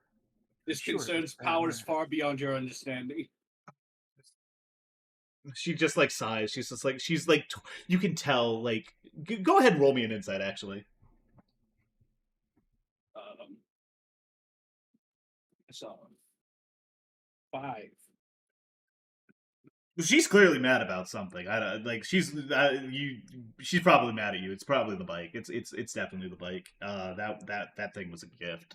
You are fucked. I am fucked. She might be able to faintly hear Chris on the phone saying, "Lady Arachne, please, it's urgent." Just go. It's fine. We'll talk about this tomorrow. I need to get this order finished up. I've got all sorts of fucking clients coming here tomorrow, and the guy that I've been working with is a real jackass. Can I roll to see how much I did actually help in the time that we were talking? Oh yeah, please go ahead and give me a tool. You have proficiency in tools, so we'll go ahead and roll with your proficiency bonus. Dexterity, please. dexterity, and it should. What's the proficiency bonus set? It's +2. So Yes. I'm gonna get. That's a natural 20. You So that's you 24. actually so once again you have been at this for several months. You've been helping out since you kind of like arrived, and it's not like, and you like your mom also does some like textile stuff, and she doesn't make a business out of it like her sister does, but she really has taught you like how to handle it like a needle and thread. And you've done some really good work. Like you have more or less finished the embroidery pattern in the time that it took for you guys to have that conversation. Like your hands were going a mile a minute. It's kind of insane, actually. You guys go ahead and yeah, she just like, you know what, you've done good work. You've been a big help. I'm kind of shocked that you've gotten this much finished. She's I slightly less I mad. should. She is slightly less mad. She like goes back to like look over your work as like she's like kind of like, I really got to get this done. And then she like looks and is like, oh, it's mostly done actually. She's like, you know what? Go ahead. We'll talk about the bike after you get back. I got a mechanic friend of mine. We can make something happen. It's mostly just the tires. I want to, like I said, we'll talk about it later. I want to get somebody to probably take a closer look at it. I'm not saying that you don't know your bike or whatever, but you're not a mechanic. And then yeah, she tosses you the keys to her bike. I thought we were doing like Oh. bicycles. Oh, okay, yeah, no, well, that's fine too. Listen, Wait, no, I can take a motorcycle. That's fine. Okay, you currently are you get on her motorcycle, and she's as she like you're walking out, she's like, if you fucking Akira slide my bike, I'm going to kill you. I'm going to throttle you. You will die. I will have to lie to my sister about what happened to you. I'm always prepared for death. Sight, Tsuyoshi, and then you I'm roar out off. the door. Yeah, you roar off. And are we gonna transition to someone else? I kind of have to switch through. Yeah, go ahead. And with that, all of our characters are making their way to Tokyo University. Some for relatively innocent reasons. Some of you have already been there. Fiend, your character, Michi has been, she went in, found that there wasn't really anyone left in the law offices, so she's kind of been doing some research in the library. Go ahead and give me a roll, an investigation roll. Just real quick, I just want to point out that most of us have been muted for that entire last section because we all would have been just killing the fuck. Oh, we were out of the dying. microphones. Yeah, guys, like, guys, no. If you want to unmute for like laughs and like stuff like that, that's fine. We're trying to avoid crosstalk here and there, but like this is we're here to have a good time. Let's don't feel like you got to mute yourself for that. Okay. All right. Yeah. Give me a roll. Yeah. Go once again. Go ahead. One. Oh. You are pretty sure that they are going to bulldoze your entire mountain, and there's nothing you can do about it. Like you have. I gave up so quickly. I'm just reading a novel instead. You are just in the fiction section. You're just like, well, everyone I know is probably going to be kicked out of their homes. That's fine. I walked in there on my head going, oh yeah, I'll just go to the Save a Mountain section of the library. That's what I'll do. Saw, you're here. You're working in the lab. You're experimenting with this new artifact. It's got some properties that like you've been very interested in. You're running through a couple like you're running through like a very clinical sort of. I would have just started ceremony. electrolysis if I wanted to investigate it thoroughly because I wanted to clean it. Yep. Go ahead and roll me an Arcana check, really quick, just to see what you're discovering here. That is a. Sorry, where's. Okay, so that is a 6 + 6, 12. you're convinced that there's something here, that there's some sort of like magical property. Like you think that there's like genuinely something supernatural about this thing. You're pretty sure that if you might need to take it up, you might need to break it down to component materials in order to figure it out, but you think that maybe there's a chance you can figure something out, and that's enough for you. You haven't damaged it yet, but you know it's a matter of time. Oh no, I am more than glad for the opportunity. Oh boy, an excuse. Um, oh boy, excuse. You're like, fuck those cultural anthropology majors. They don't need this shit. This is for science. Especially for Um, both, anyway. yeah. Ayumu, you're coming here to make a delivery to Chiore. Or Ayumu, yeah, Ayumu, you're coming to make a delivery. You're waiting for it to get dark. The sun is just starting to set. Like the last sort of like bits of red on the horizon are kind of being swallowed up as like a lot of the the city lights are turning on. The neons coming out. The all those like signs are starting to blot out like the sun. Um, in Tokyo is entering into night. Um, saw you sorry Suyoshi, you and Christopher meet up about like halfway between each other's house. So you kind of live opposite ends of the university, opposite like sides of the university from each other. uh Christopher, you live a little bit further away and you don't have a bike, so he kind of picks you up halfway. um Hold on tight. Oh Junko, yeah. Junko, Connie, you and Junko, you guys kind of left more or less at the same time. Do you guys? I'm gonna actually give me, both of you give me an initiative check really quick, just to see like how far away you guys are from each other, or if like if you're within like a close enough range, then you guys kind of run into each other on your way to the university. Got a 16. Human, what do you go ahead and roll me that initiative? What do you got?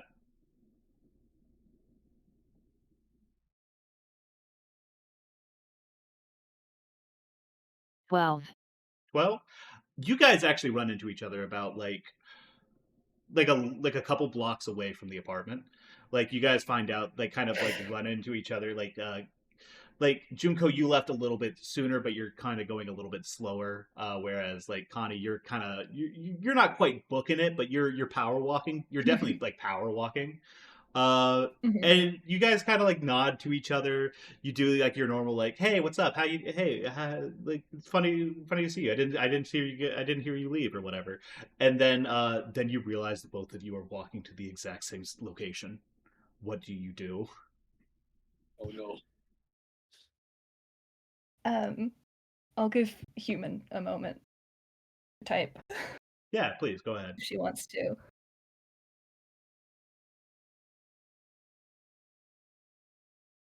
Junko would not mention it, but she would side-eye Connie. Is she you following me kind of thing? What's going on here? Connie is immediately making the first turn she can and going in the same direction but just a block over. She's like, I can't deal with this. No. This is you guys are incredibly dysfunctional. Gotcha.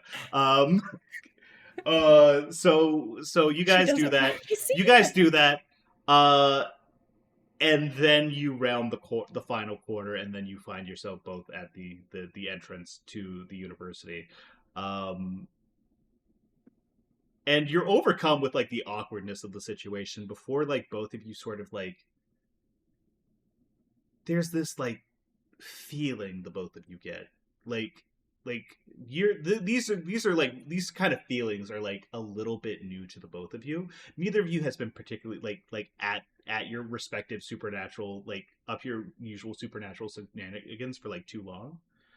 um but like both of you get this like really unsettling sensation down your spine as you cross the threshold into the biology building. um and you two, I'm ruling that you two are the closest. You guys kind of arrive first. You guys are sort of. Give me 1 second. I'm going to go ahead and place your tokens, and I'm also going to swap over to the map as soon as I get a chance. Let me go ahead and pop this down. Video capture. No, that's the wrong thing. There we go. And we're going to go ahead and plop your guys' tokens down here really quick. We have Connie and we have Junko. Now, I think you guys are going to be able to move those. Let me know if you guys can. If not, I'll go ahead and see what I can't do. I'll do some assigning. Okay, yeah, you guys are moving those around. Fantastic. Wait. Yeah, go I ahead don't and think I know what's going on. go ahead and click and drag. Wait a second. Is it not showing up for you guys?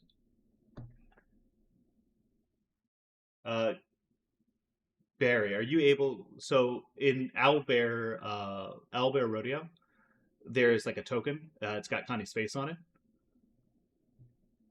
Sorry, I think my internet is dying. If you can even hear me now. Fantastic. No, we can still hear you. Basically, you two are kind of standing in the hallway, the opening hallway of the biology building. Junko's like a little bit behind you. You're kind of in front. There's like some lockers along the sides of the hallway.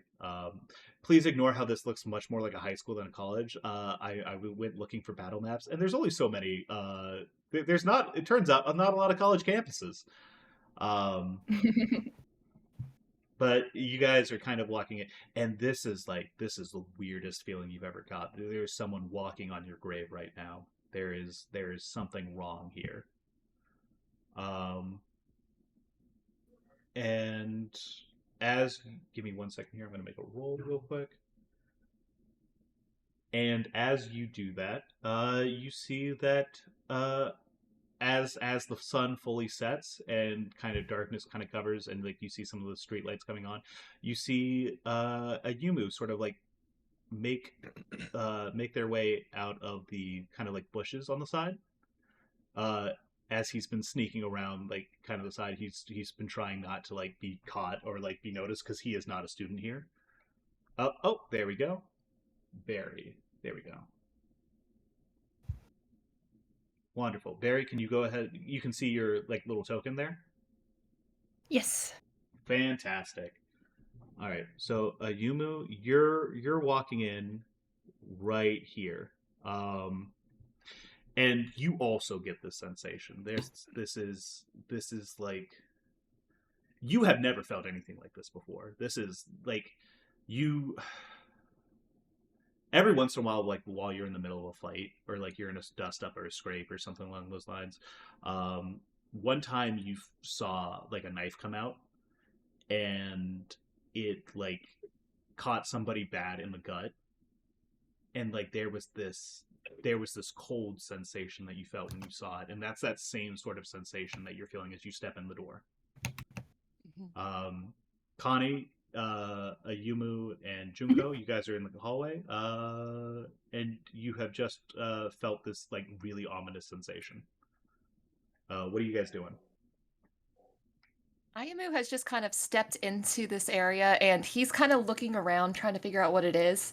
And when he sees these two girls, he realizes he might be in danger of being caught, possibly with drugs on this campus. So he's just kind of glaring at you two, like waiting for you to say anything.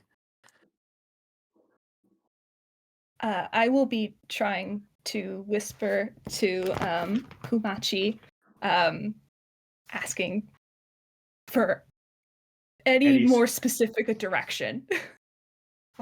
Where's this coming from? Where's this coming from? So normally, Kumachi looks like to anyone else, like to anyone else is just like he looks like a bear. Other people normally can't see him like for his like true animate self, and like they can't hear his voice. So you just sort of look like a psycho who's talking to your stuffed bear as like you're like you got this like very childlike face, and people are sometimes like, excuse me, are you like, do you go here? Do you have a parent? Are you visiting parents? Like what's going on? Anyway, so you two, Junko and Ayumu, you see a bear made of starlight, like a teddy bear made of starlight, pop its head out of like the back of Connie's backpack and start being like, Seems like it's somewhere upstairs. I can't get you a little bit more. I can't get you any more specific than that. There's a lot of bad energy around this place. What the hell is that? I think Junko will say something about this since she's a cleric. Hey, do you guys feel any? Hey Connie, what the hell is that?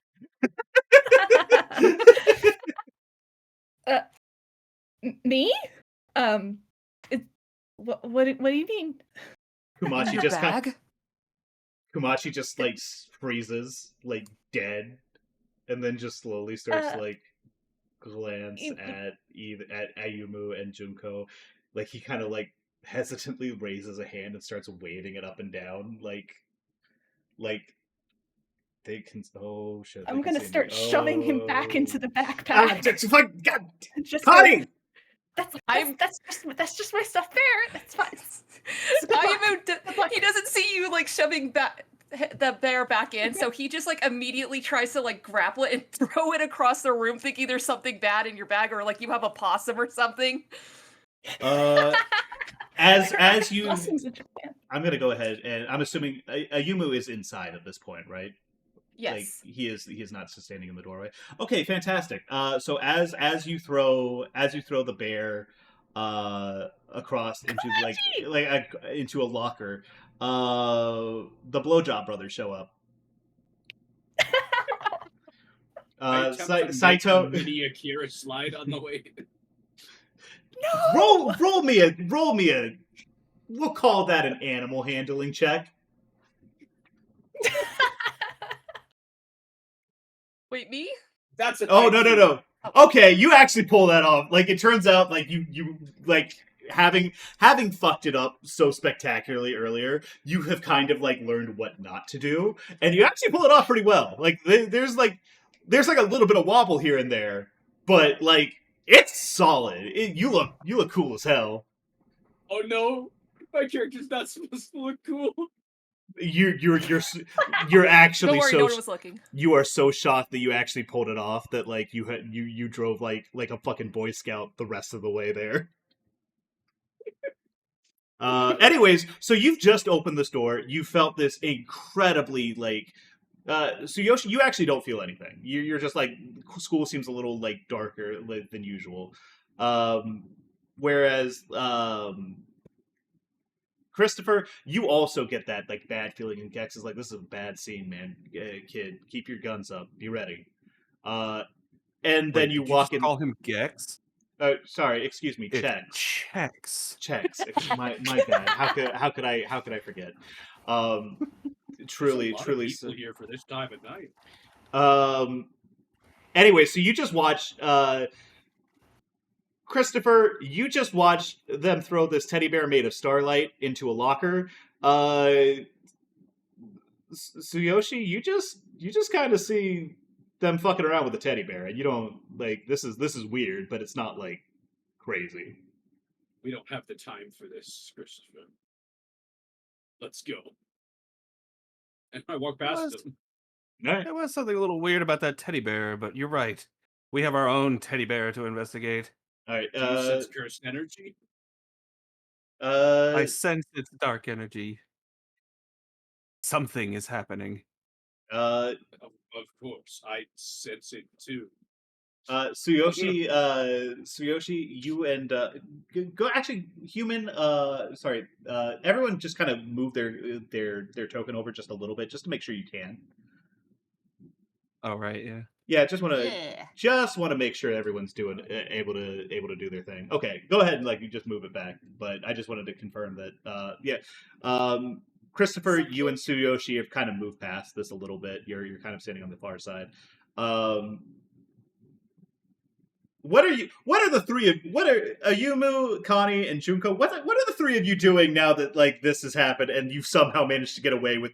Like, are you still freaking out about the bear? Are you trying to hide it with these two dipshits, these two giant fucking nerds that just walked past you? Oh, Ayamo absolutely thinks there's like a wild animal in her bag, and it has thrown it into this locker to try to get it away from everyone it could possibly attack. Connie, I can't fight on my own, Connie. You can't let God damn it! I am immediately pulling Ayumi off of Kumachi. Would that be a contested strength roll? Yeah, actually, you know Good what? Go luck, ahead, man. go ahead and roll me a grapple check. Give me opposed athletics rolls. Okay. Let it. Gotta find my stuff first. Hold on. Yeah, please go ahead. Actually, I completely forgot that I know Ayumu, so I would definitely be like, Ayumu, what's going on here?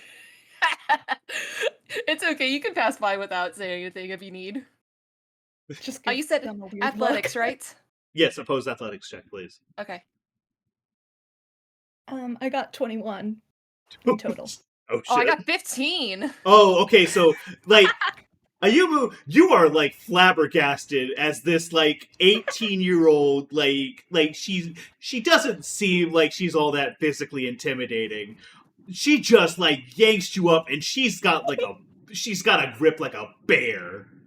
And Yeah, he's surprised. she yanks you up and off of Kumachi, who you are currently trying to stomp out because you think there is a wild animal in this woman's bag. Connie's just gonna get in between the two of them and hold her arms out as wide as possible. What's going on, Ayumu, master of games? There's something in her bag. Did you not see that? It's just my stuffed animal. Do you people hate stuffed animals? It may was be a moving. little unorthodox for one of her age, but I would not judge. No, it can't move. It's just a plushie. It can't. What are you talking about? You're I crazy. definitely didn't say that it was moving.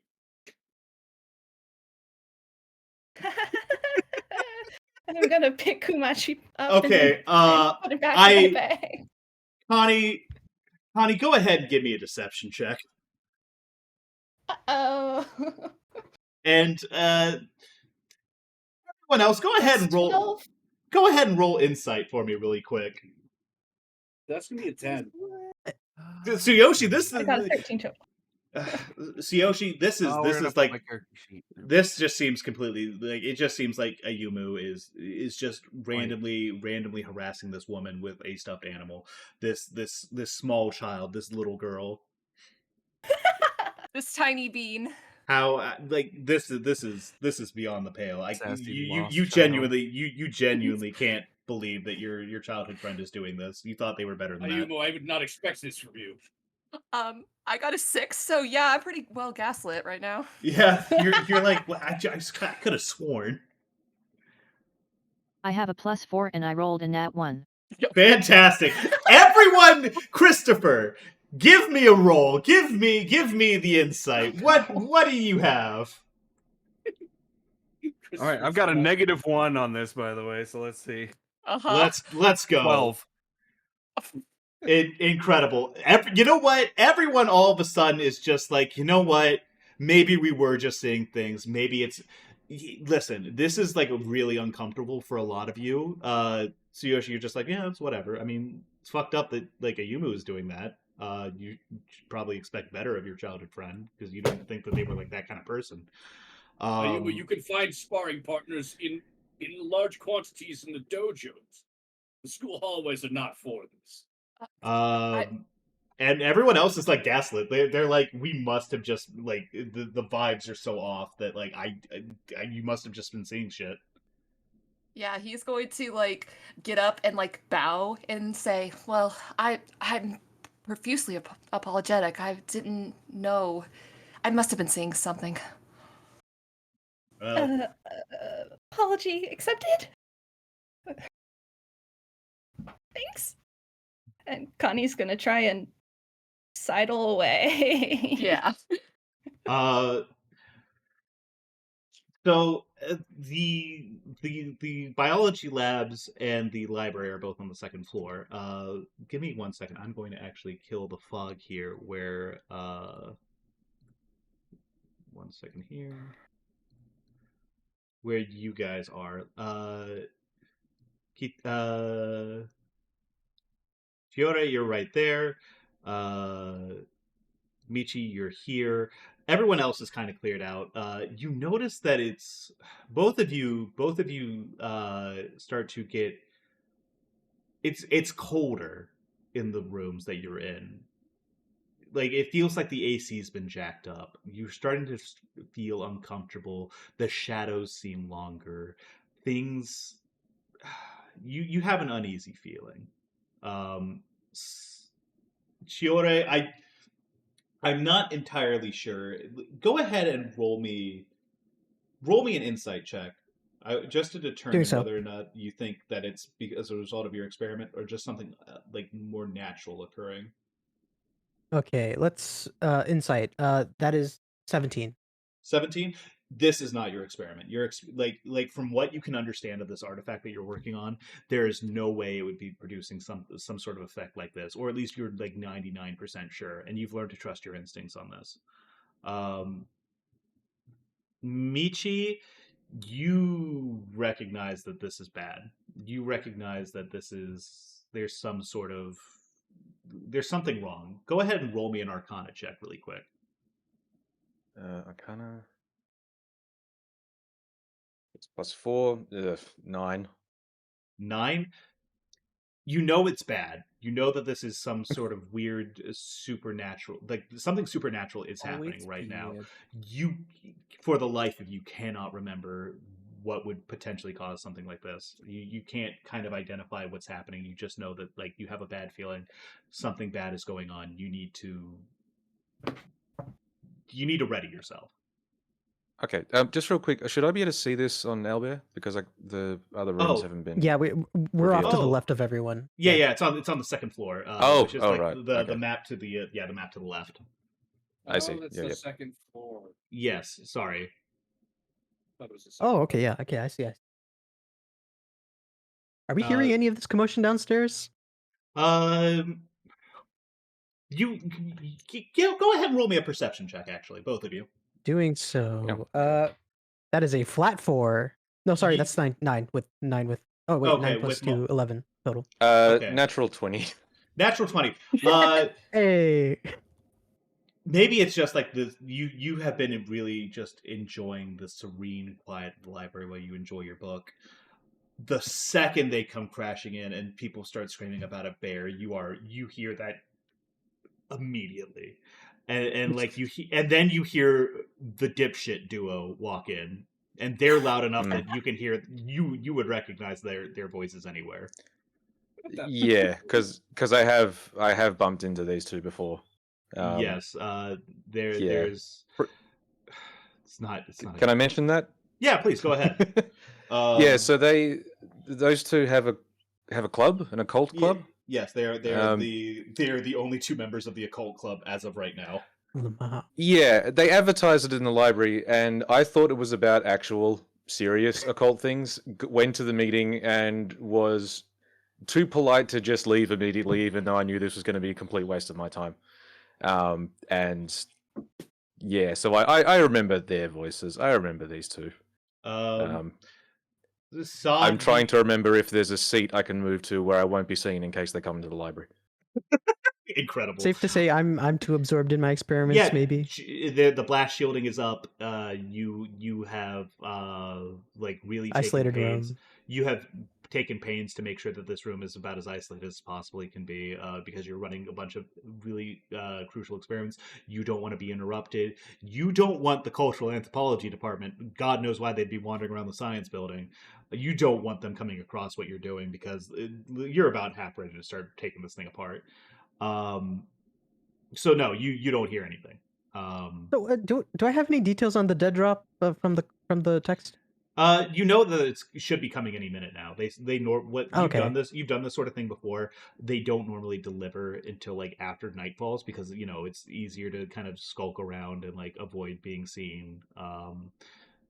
There's less light. They don't really have any. Yeah, but once it gets dark out and like you've checked the time and you know that it should be getting dark any second now. They tend to deliver very quickly after that. So you're expecting them here pretty soon, but you're wrapped up in your work. You're doing your thing. Anyways, back down to the crew in the hallway. What are you guys doing now?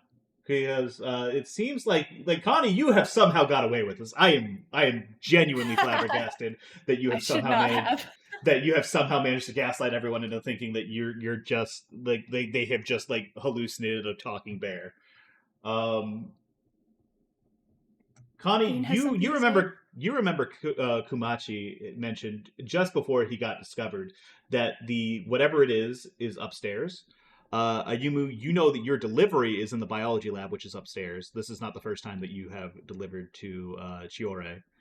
Um, Tsuyoshi and Christopher, you guys both know that your club room is upstairs. You're kind of in an unused room in the back of the biology department.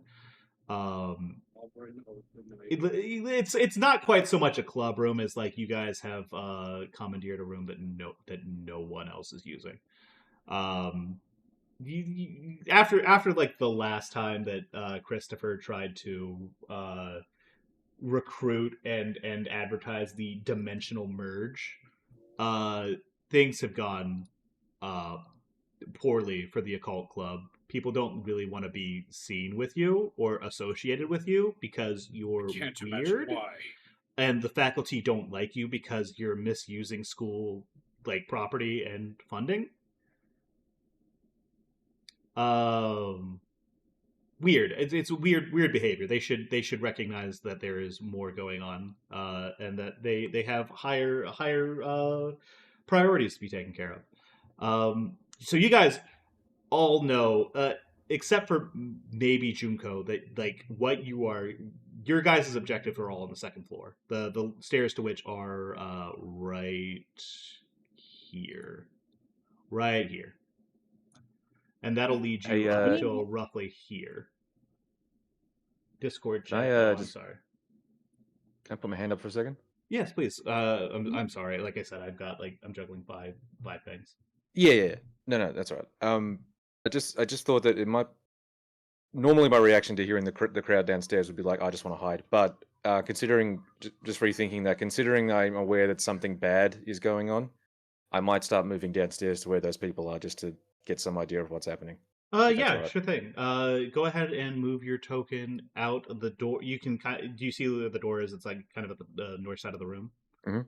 Yep. All right. So you step out into the darkness, and as you do, you see that there is a anatomy statue. If you guys want to go ahead and move, if you guys are heading upstairs, you guys want to move your character tokens over to the second floor, over to where that stairwell is. You guys see that there is a biology, like an anatomy statue, like a anatomy figure, like an anatomical model, is right there in the middle of the hallway. It's not moving, but it's posed in a way that's like as if it had been walking until very recently, and you don't. It's very weird. It's like it looks like a print, right? But between the feelings that you guys have had, you don't know if you trust this. This seems odd. I didn't have the feeling, right? No, you did not. You think it's like it seems like a little bit darker than it usually is at this time, but you're not like you don't really make a habit of coming here this late, except when like Christopher drags you out. So like it's not like you really notice anything that's like out of the ordinary. It just seems like kind of creepy. Have I noticed I these other roll- people here? Yes, you see them coming up as this is happening. You see the dipshit duo who's like closer to you, and then Yumu, Junko, and Connie are coming around the back. Michi, I was wondering when I would see you again. You haven't shown up to the club room since the first time we met. Was there something keeping you? Oh no.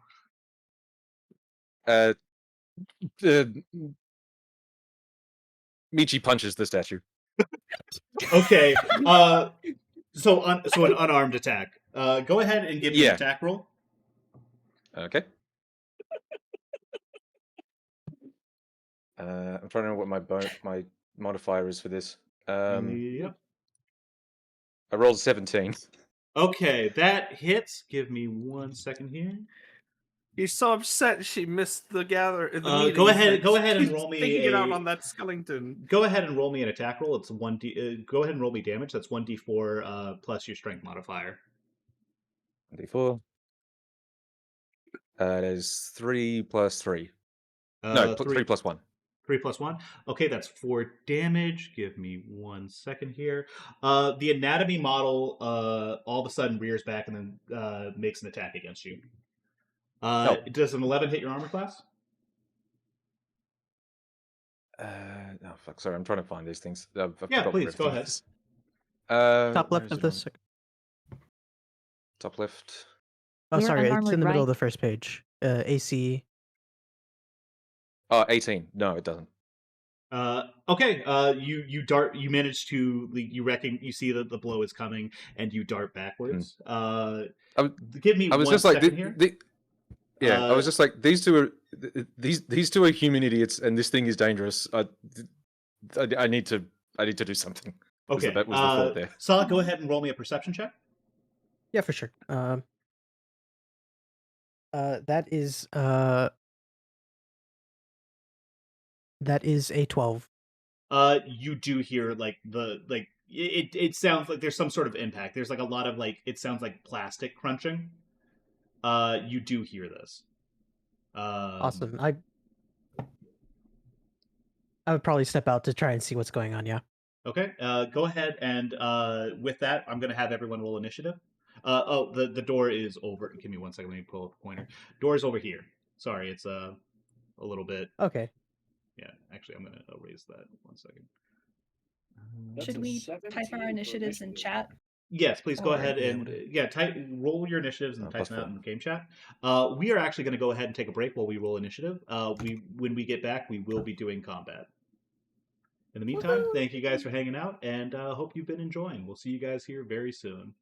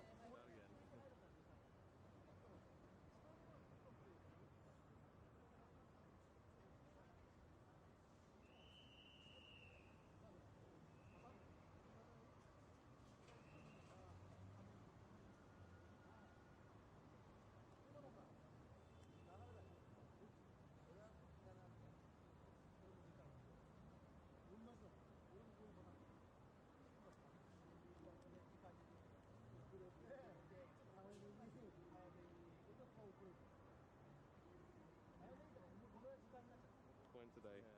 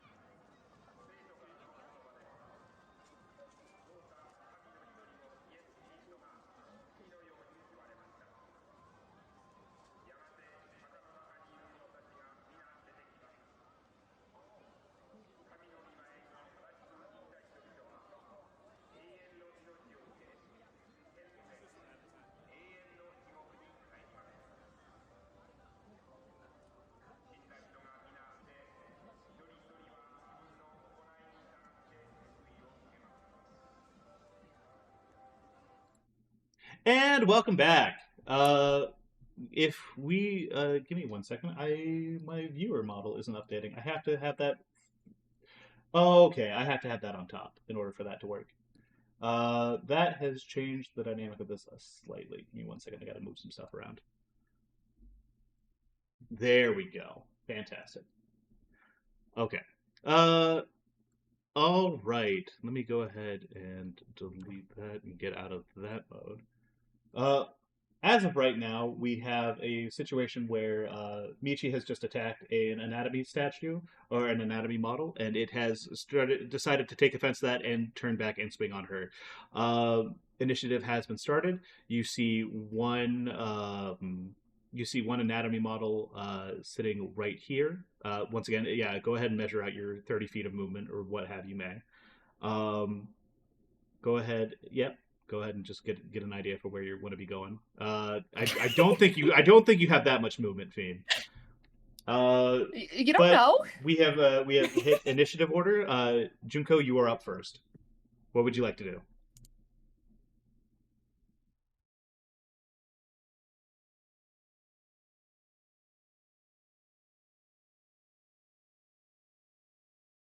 And then we will have Tsuyoshi. You will be on deck. Yeah.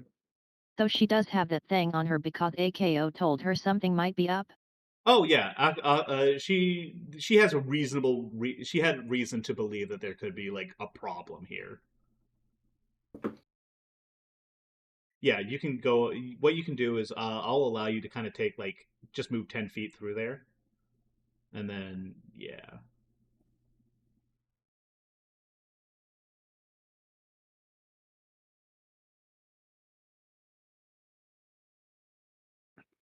Connie is very worried. Okay, could she use her crossbow from here? Yeah, absolutely. That is actually, give me 1 second. I'm going to bust out the ruler just to make sure it's official. When you said Oh, that thing, I thought it was going to be a knife. oh, absolutely, absolutely. We got 35 foot. We got 35 feet here. You are well within range. You said that thing I thought it was about. That thing. I'm guessing you're going to want to use your hand crossbow to attack the anatomy model. I feel like she goes into protect mode, especially when people she knows are around, so she's just going to silently shoot this thing yet. Just without saying anything, you're just watching Junko like kind of Cold fall blood. over the stairs around Connie, whip out like a crossbow and like fire it at this anatomy model. All right, go ahead and make me an attack roll.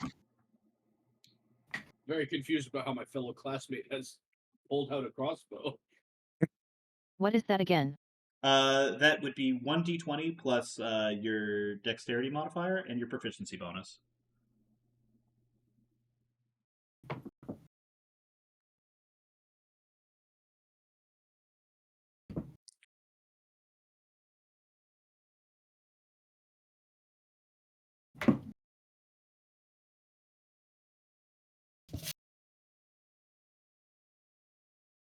I don't have a prof bonus, right? You should. I think you have a +1 or +2 proficiency bonus at this point. Let me go ahead and take a look here really quick. I think I have your character sheet here. Actually, here, wait, I got this. Yes, you should have +3 to hit. So it'd be a 1d20 +3.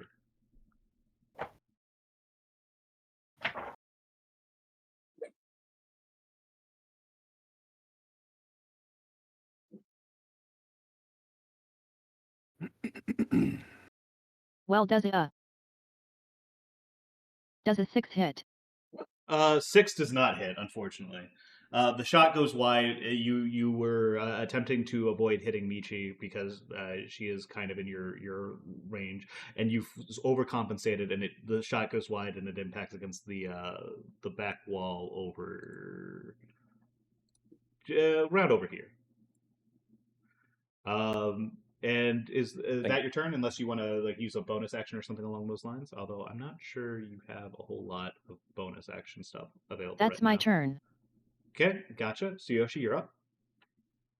All right, Tsuyoshi raises both his arms above his head, Oh no. and he quietly speaks to himself. Well, actually, first of all, has those two have attacked this thing. Has this thing moved at all, or given? It turned It attacked around. back. Yeah, basically Michi went to like punch it or like like give it a good thwack, and then it turned around and then went to club her. And she managed to dart back just in time. So yeah, this thing is animate. Okay. You see this? This thing is moving. All right, so Tsuyoshi raises his hands to the heavens, and he speaks to himself. Great demon art, galaxy blaster. And he levels his hands towards the thing, and he shoots an eldritch blast. Okay. Go ahead and roll me a sleight of hand check, please. It's gonna be a 23. That beats everyone's passive perception, so that's fine. Go ahead and roll your attack. I am very curious. That's gonna be a 13. 13 hits. Go ahead and roll damage. All right. Is read the rules for this real quick. I believe it's. Where did I put my character sheet? I am like three Liger, things- come Wait, on. Liger, come I- on. No, it's somewhere in this mass pile of folders. Oh, I you have it constantly like lose printed out. mine to all. Yeah, I constantly lose mine to all my like. I think tabs that and shit we. open. I only thought have like I- 5 versions. You know, it's All right. It's gonna be. I need a second. what is the nature of this attack again? Don't it's an worry about Eldritch, it. it's an Eldritch Blast. He's that's shooting. gonna Okay, be well, set- in any case, I wouldn't have seen it. So okay. 9 to me 9 total. 9 damage. Nine The damage.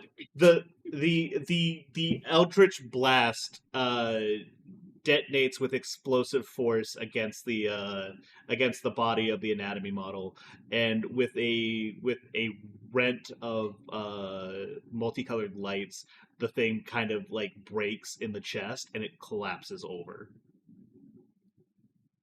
Oh, did I kill it?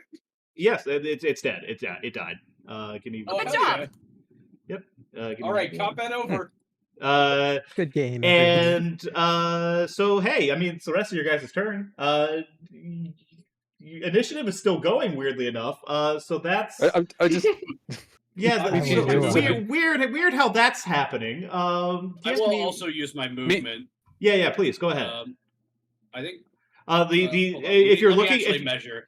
if you're looking where the club room is, it's to the south. It's to the south and like slightly to the right, like kind of in that hallway down there. It's like it's at the very end. It's at the very end of that that area. All right. Oh no, sorry, other Michi's- way on the right. Here, yeah, Right? that one, Oh. yeah, right over there. Okay, so I can go into this darkened area. Yeah, Now absolutely. I can finally make a perception check at disadvantage because of my eye patch. Anyways, so there's a bunch more anatomy models in that hallway. And they all like you. So you move over and you look at these anatomy models and you see they all at the same time just slowly, kind of jerkingly, like tilt their head and like look you dead in the eye. Finally, a check. Anyways, yeah, he's a brave man. That's Yoshi.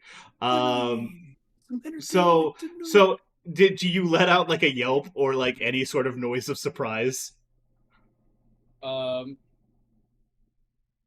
guess so. You hear like There's a more over here. uh Stay back, my fellow classmates. I'll take care of this. incredible. Chris, you're up. Kitaro, you're on deck. Alrighty. Having heard Oh no, the commotion. Chris is up. Kitaro, you're next. You're next. After Gotcha. Kitaro. Yeah, Sorry, you're next after Contact Chris. means your turn is next. Yeah. Yes. Or I your see. turn is after this. Whatever. Yes. Yep. Uh, Also, please note that you can take the that you will be able to take the dash action to double your movement if you want. I was certainly expecting I would have. Yep.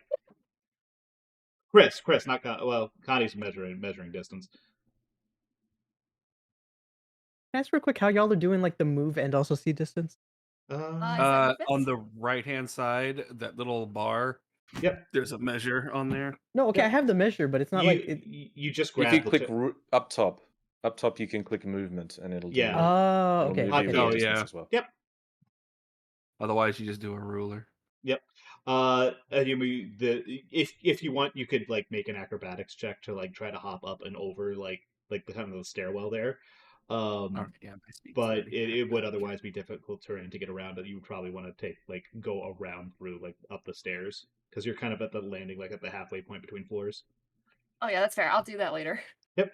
I'm Chris, just looking. Chris, you're moving over. What are you thinking? What are we planning here? Yeah, just following, my fellow club member until I see these anatomy These statues here that look like they're staring down. go time, kid. Well, looks like I may actually break a sweat today. Does that mean you'll shower? Almost. Most certainly not. Incredible.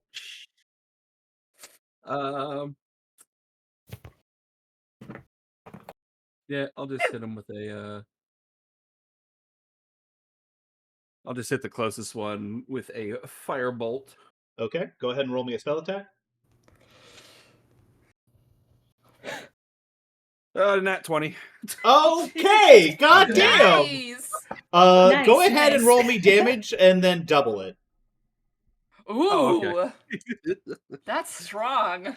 That's spicy. That's a spicy firebolt. That's 22 fire damage. That That's, yeah. this guy 22? like you okay, so you And when I cast it, I say burn to the max. yeah. So what describe to me how you killed this anatomy model. And basically, Chris just walks up and, he says that thing, I might break a sweat today. And, like, he cracks his knuckles, holds his hand up, and just kind of snaps toward the closest anatomy model while saying, burn to the max! And it fucking just explodes. Incredible. It explodes like when a I small snap my finger, you see the firebolt, like, come from my finger into the chingus. Great. So this firebolt that you've conjured impacts and like it explodes. There's like a it's like crazy. You think to yourself like you don't think you've ever casted like a firebolt like this strong. Yeah. Your He powers are looks a little clearly crazy. shocked. No, He this looks thing a is little like half shocked for metal. a second, but then Yeah. like composes himself quickly because people are watching. Girls are watching. It's not even that, just anybody. Yeah, I got you. I'm watching. Anyway, so this Michi's thing falls to the side. Its like torso is like half melted. There's like you can kind of see through to the other side. This thing's gone. An impressive showing, my friend. Yep. Unless you have a bonus action, is that your turn? That's my turn. Okay. Kitaro, you're up. Michi's just like, oh my god, they actually are a cult. They actually have powers. What the fuck? Connie, you're up. You're on deck. You're gonna be on deck. All right, let's go ahead and say I use my dash action since I'm hearing Yep. some amount of this commotion. So Okay, so 25. that's we'll actually just go ahead and call that 20 because like I'm gonna let the first diagonal be basically free on that. Okay. So Let's say I probably stop somewhere over here because I'm assessing the situation. Okay, What am I seeing? You're going to have 15 feet left of movement after this. There is like just a bunch of like bashed. There's a couple like there's the smell of smoke and fire. You see a just in front of Michi. There is the kind of burned up, like clearly like kind of cracked and damaged anatomy model, and like you can see like what appears to be almost like the glow of a fire coming from down this hallway, down this far hallway. All right, I'm going. What on earth is going on here? I don't see a Yumu, I'm assuming, right? A Yumu, kind of like you can catch the top. Give me a perception check, actually. Well, I mean, okay, it's not like if I super recognize him, even if I can see him, is kind of okay. I'll run perception. That is that's a high roll. Let me see. That is a 22 total. You absolutely recognize your contact sitting in the stairwell, kind of staring, kind of agape at what's happening here. All right, I'm gonna yell over. Hey, Yumu, what on earth? He immediately turns to you and is looking between you and everything else and just throws up his arms like he has no idea. Michi, while this is happening, you see Kitaro running from out like around the hallway, and you actually recognize him. This is you have Kitaro's name has come up when you've done research on Ashitaka material conglomerates. He's not like a major part of their organization, but the mining explosives that he patented when he was the last year is one of the things that is allowing Ashitaka to like really step up their timetable on like them kind of starting the mining operations in your mountain. Okay. So I can't take any actions right now. Yeah, no. Just I'm just making sure that like you're aware that like what's going on the history there. Oh. Sa, you have no idea who Michi is. Yeah. So okay. So yes, I don't know Michi, and I presumably I maybe recognize some of the students, but don't know them.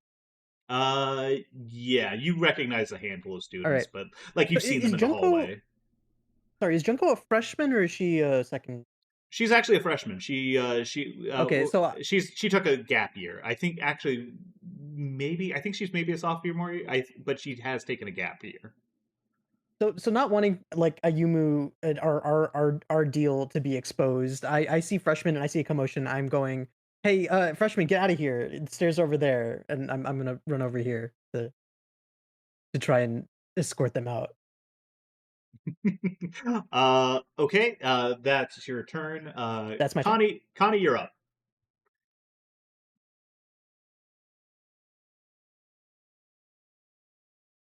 Barry, are Barry? we still eating chips? Barry, you good? You there? Yeah. Oh, I thought I Oh. had clicked the unmute, but it didn't. Oh, Perfect. okay. Gotcha. But- Yeah, you're up. What would you like to do? Apparently there are more down this hallway. You don't see them personally, but you just watched two guys pull out like shoot fireballs out of their hands. So clearly there's some A minor weird terrorist shit. incident. There's some weird shit happening here. You're starting to think that maybe you know, like Kumachi is just like, just go for it. I don't think that things could get any worse if we tried. Don't actually. I take that Alright, back. Don't take that. Do your best. Thank you. I think it'll take all my movement and a dash to get over there. Yep. But you kind I'm of. going. What are you doing? So, Tsuyoshi, you're kind of in the middle here. I'm gonna go ahead and move you over to a yeah. There we go. So that way you have Yeah, an. It's would I not be able to safe. Shoved shove him aside. past them? It's Well, not yeah, safe yeah. for you, civilian. Get away. So Or, like, do you want to? So Just hug the yeah. corner. What I would do, I would probably go. I don't know why I keep doing the draw tool instead of like the pointer. It is snapping me to weird places. Yeah, no, it's all good. Would you like me to move you? There you go. Perfect. But yeah, you can also take this opportunity to use a bonus action to rage. You're not quite in Yes. range of movement, but okay. As So I hold on. yeah, please Sorry. describe what happens as you rage. As I run over, I'm gonna pull off my backpack. Don't want to get Kumachi caught up in this.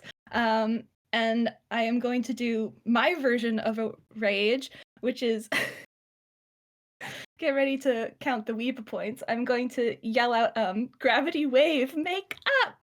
And I'm going to transform into a beautiful Oh my God. black hole magical girl with a giant ass hammer. And I'm going to be so ready to hit them once it becomes my turn again. So Can I see them? oh yeah, no, you absolutely can see this. This is real. This is happening. Oh, I apologize. I was unfamiliar with your game.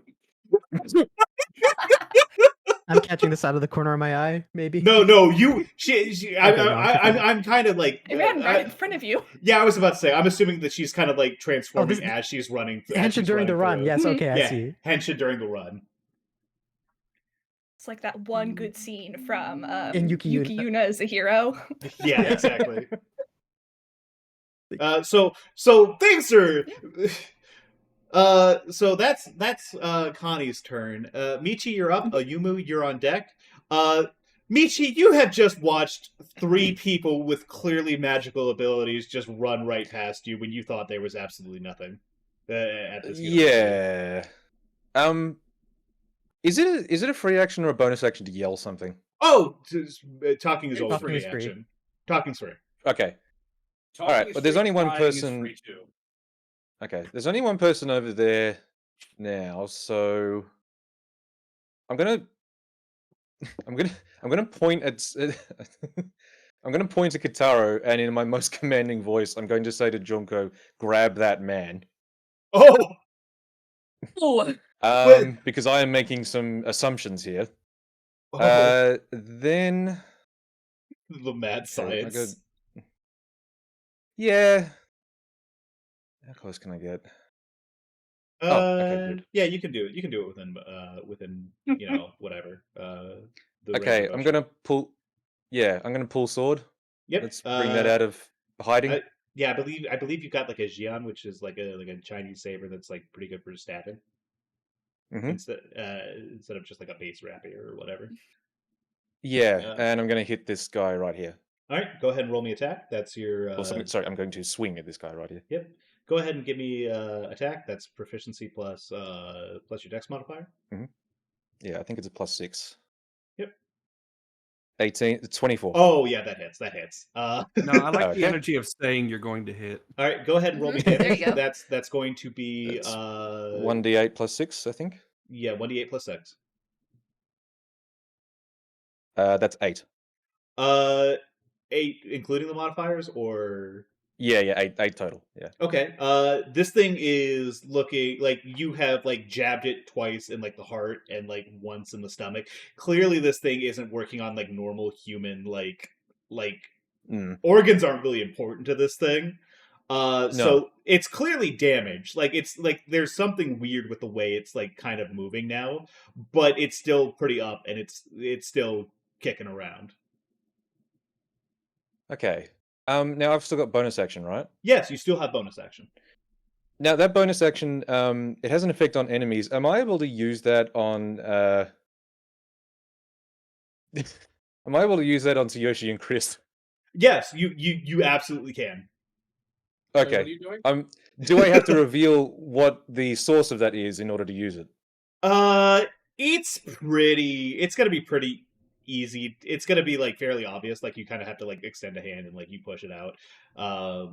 So like you would have to. No, like, I roll, don't. like, Sorry, maybe- no, I don't mean. I don't mean that it's me doing it. I mean what he's doing it. As in what? It's fairly. What the source of? It's fairly obvious. Like you're getting hit with a burst of wind. Oh no. Sorry, I'm trying to think of a way to say this without revealing something. Oh yes. Yeah, yes, it'll be a could burst just of wind, DM but the it. source of the burst of wind. You Do can I need to DM reveal him that? yet. Which because it's currently Oh hidden. yeah, please, just go ahead and DM me. All right. Just to be a little bit more explicit. Like I appreciate Okay. trying to talk around it, but Hmm. give me 1 second here. We'll get this ruling taken care of really quick.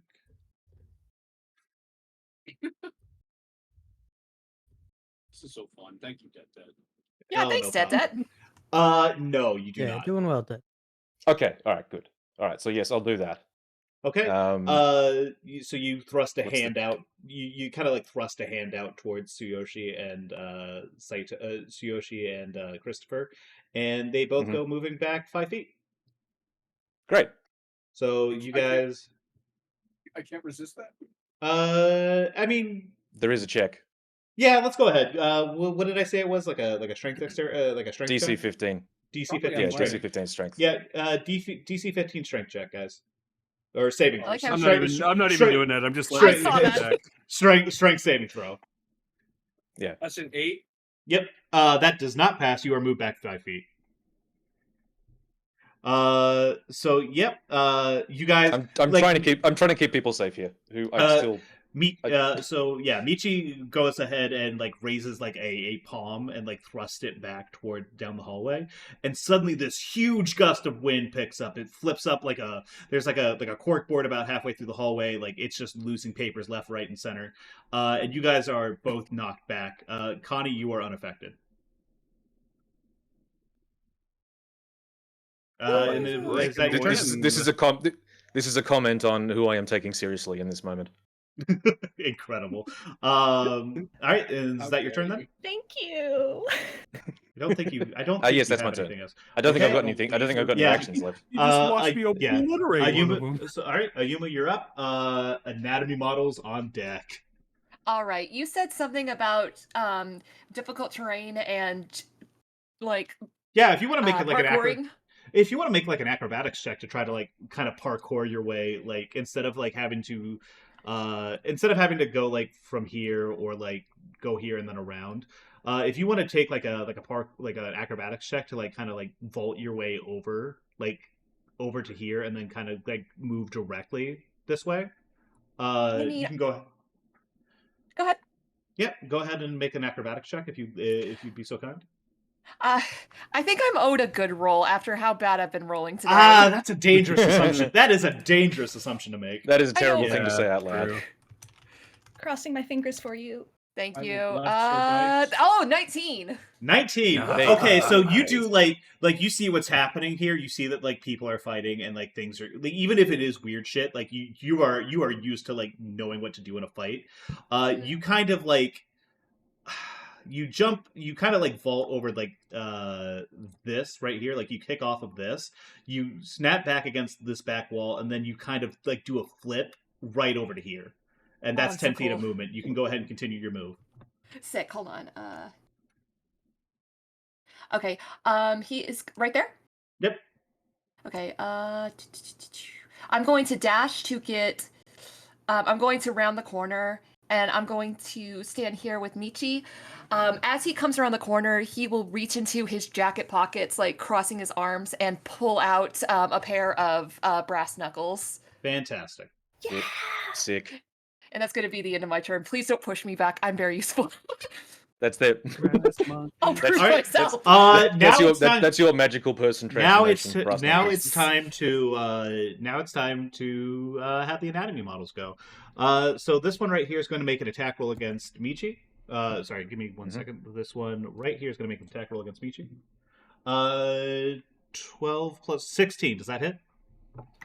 No. Okay. Yeah, you're kind of like ducking and weaving around it. It makes a clumsy lunge.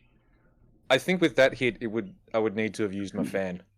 Yeah. Okay. So yeah, you kind of produce like an iron fan from your from your sleeve, and you sort of like use it. You as you're kind of dodging around, like you sort of like use it to redirect the blow. Catching it on the iron blades of your war fan. Yes. And it's redirected. So make sure that gets out there. Yep. We're going to go ahead and have this one move up. And it's going to make an attack roll against Yuma. Okay. That's a little bit cocked. I'm going to go ahead and re-roll that. Mm-hmm. That does not hit. I know that much. It makes another clumsy, slow swing at you. These things don't seem like they're that coordinated, but it seems like there's like a lot of like weight behind their blows. So like with your years of experience, you're able to kind of duck, dodge, and weave around that, and like avoid like taking a hit that would like be particularly painful. Right. These two back here are going to move up a little bit. This one is going to go ahead and raise its hand, and it fires its fingers out like through like there's like no obvious propulsion, but like clearly there's like a lot of force behind it. Like it's firing its fingers like that separate out of the joint almost like a bullet. And it's going to go ahead and fire at Tsuyoshi. I'm going to go ahead and make an attack roll. That does not hit. It goes wide, impacting against the back wall. And this thing has enough impact to it to like actually pierce into the wall. Like you can see it sticking out, but it's penetrated a good 2 or 3 inches. This thing is clearly like got some force behind it. The other one is going to make a similar attack roll using the same sort of finger gun method against Chris. I am rolling like absolute dog shit. That is not going to hit. Keep doing that, please. And all of a sudden, the door breaks character for a second. Yep. And all of a sudden, the door back here opens up, and 2 more anatomy models come out of the occult club room. They are once again also going to make fire. One of them is going to make an attack against Connie. Connie does a 13 hit. No. Okay. Lord, one of these days, I might have to switch dice. I busted out. I can say yes. No, don't worry. I got special dice for this campaign. Like I got like a nice pair of fancy dice, and just absolute dog shit. Absolute dog shit rolls. We're gonna do one more against We're gonna do one more against Michi. That's not all. That's also not going to hit. Jesus Christ. Okay, so they've just listen. These things are still like creepy as hell, but like clearly there's like some sort of like disconnect. There's like some sort of juddery movement. It's like they're moving wrong. It's like they don't know how to like use the body that they're in. They're not used to it, I guess. With that, there's something else is going to take a turn. And that's it for that. Me when I see anyways. Detted's cursor move out from the fog slightly. Yeah. Junko, you're up. Tsuyoshi, you're going to be on deck. Don't forget what I yelled. Grab that man. Yeah. That is indeed what Michi yelled. It's up to you Also, whether or not. while It's up to- Ayumu was Oh yeah, was yeah. I'm just parkouring, trying to let's say I was yelling at Ayumu as well. Just What'd you hey, yell this at is me? we're in the school. What are you doing? Stop yelling. All I've seen so far is an anatomy model on the floor, right? And It some fire. it really does look like these guys just like took some sort of like fucked up like Yeah, I'm like, worried about the school some sort of property. Also, some sort the of like safety the kids, improvised but- explosive to like this thing. Like this thing is like clearly been through the fucking ringer. Also, Oh, sorry, so I- human. But you did see me transform. Yeah, there is. Oh, You yeah, did no, see. I'm saving that. Let's yeah. You anyway, you human. did see, and you did also see like the blowjob brothers get like pushed out the back with like a huge burst of wind from fucking somewhere. Indoors somehow. Okay. Yes, like this is a completely closed room, and as far as you know, the AC doesn't kick on that hard. as far as I mean, you know, it is cold right now. It'd be really annoying if it did. Yeah. All right, Junko, what do you want to do? You want to take another shot with I the dash crossbow? and pull out my shield that we totally didn't discuss, but apparently it comes with the cleric class. Is that okay? Yeah, you pull out. You have grabbed. Ever since you realized that like Akko like informed you that like, hey, so being a cleric is like it's important and like there's spiritual stuff, but like sometimes you just gotta give a motherfucker what for. You know, like sometimes you really got to give it up in some dude's business and be like, dude, that's like not cool. That's a party foul. And so ever since that, you have on your way here, you grabbed like a pipe you found in an alley while you were separated from Connie, and then you picked up a trash can lid for a shield. Nice. Incredible. So you are ready to go with that. So So yeah, that we'll is try to shield these boys. okay. Is there any like spells you want to cast? Like, do you want to like maybe use your channel divinity or something along those lines? No, I had to dash to get here. Oh yeah, because that does your action. I'm trying to think. Is Twilight Sanctuary a bonus action? Sanctuary 5e. Give me 1 second. I just want to confirm for myself to make sure I'm not losing my mind. Oh, that's second level too. Never mind. Yep, never mind. I'm getting ahead of myself. All right, so that's Junko's turn. We have Tsuyoshi up, and then Chris is on deck.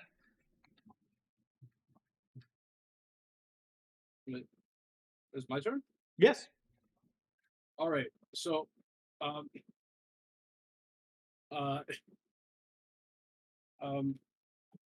so Yoshi's going to raise his hands to the sky.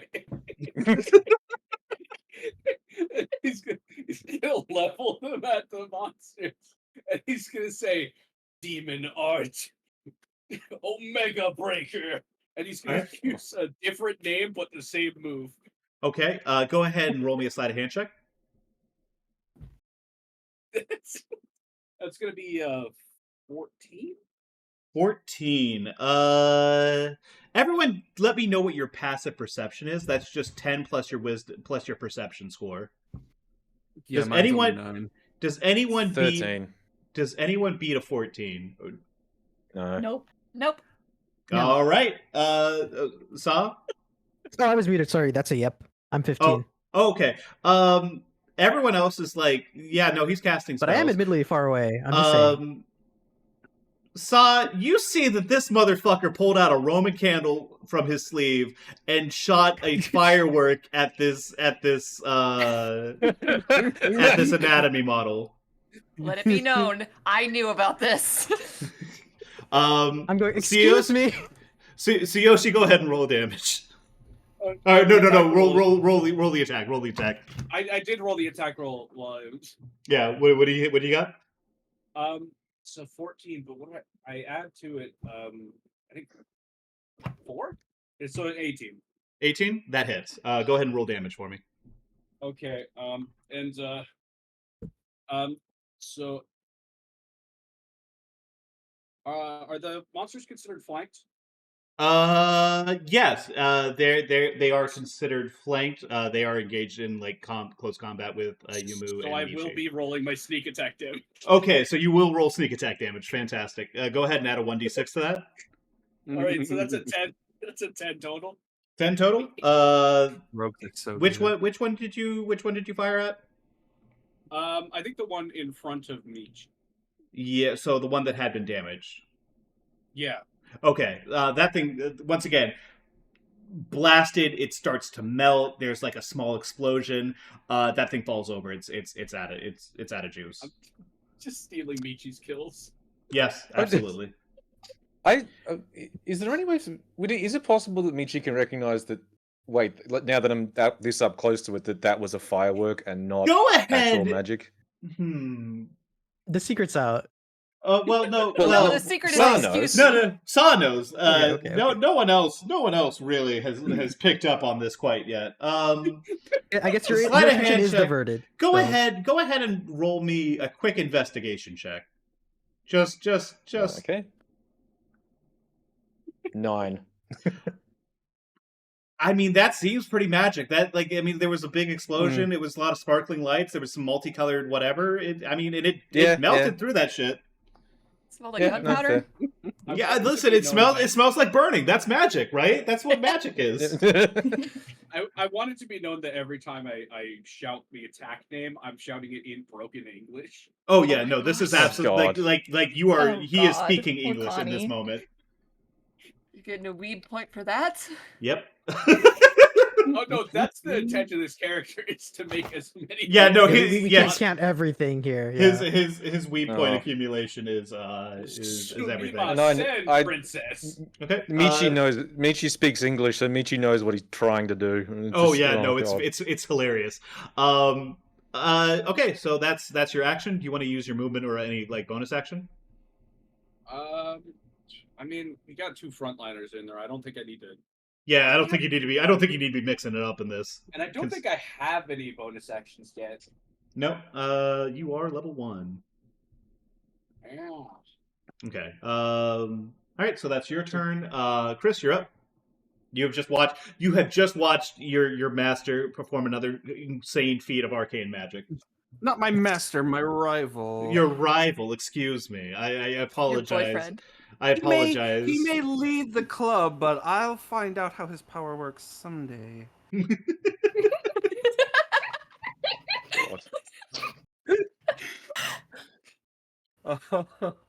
Really good delivery. I love these guys. They're Hold on, delightful. I need to look at something about spellcasting real quick. I need 3 seasons of an anime about Yeah, these yeah, two. Yeah, and a cantrips. movie.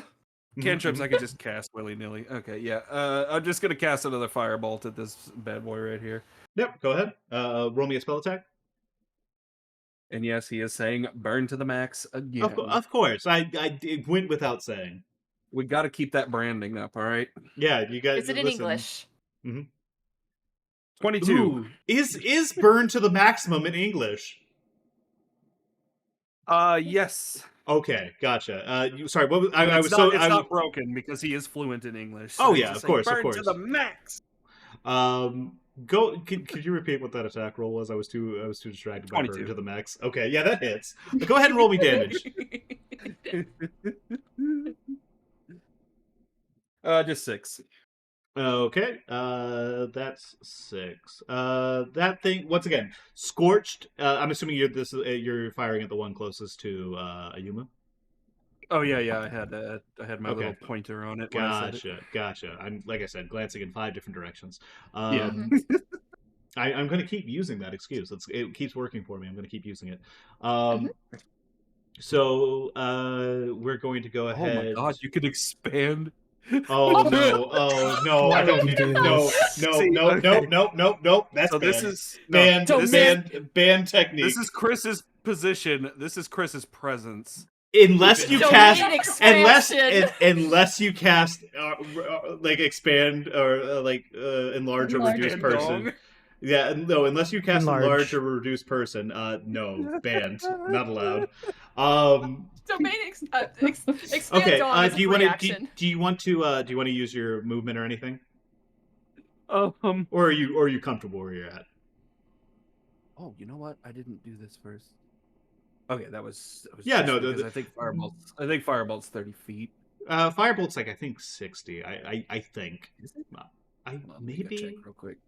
Yeah, please do. I haven't played a spellcaster in a long time. Oh, it's 120. Never mind. Yeah, you no, know, I was this- about to say, like, it's definitely not 30. That'd be crazy. You know what? He will take some steps back. Okay. Kitaro, you're up. Just to make sure he doesn't end up. in Kitaro, line. you All just right, watched this man throw a fireball as Yeah, no, the other guy. I'm aware. And it's very much not a Roman candle this time. So let's go ahead and I'm gonna be running up Yep. my full distance. And also so I'm yelling at them. What's going on over there? I see what do I see here? I see a broken anatomy model. I see a bunch of fire and fireworks going on over there. I think it's really I saw funny girl that henshin, but let's save that for later. I really appreciate that, like, everyone is ignoring feel free to speak even if it's not on your turn. Like, the talking is a free No, yeah. action.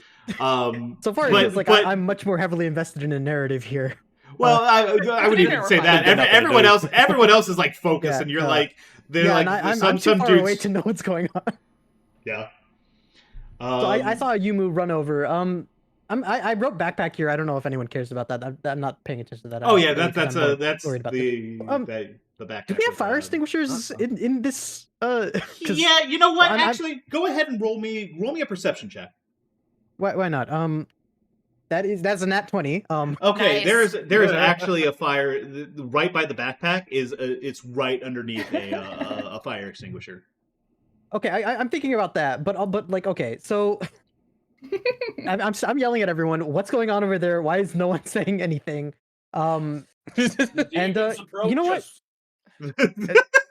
What was that? What was that? Fantastic. Line? Fantastic thing to hear from someone who I just saw lob a firework indoors. Can I cast? Okay, we sprinklers. The facility must have sprinklers, right?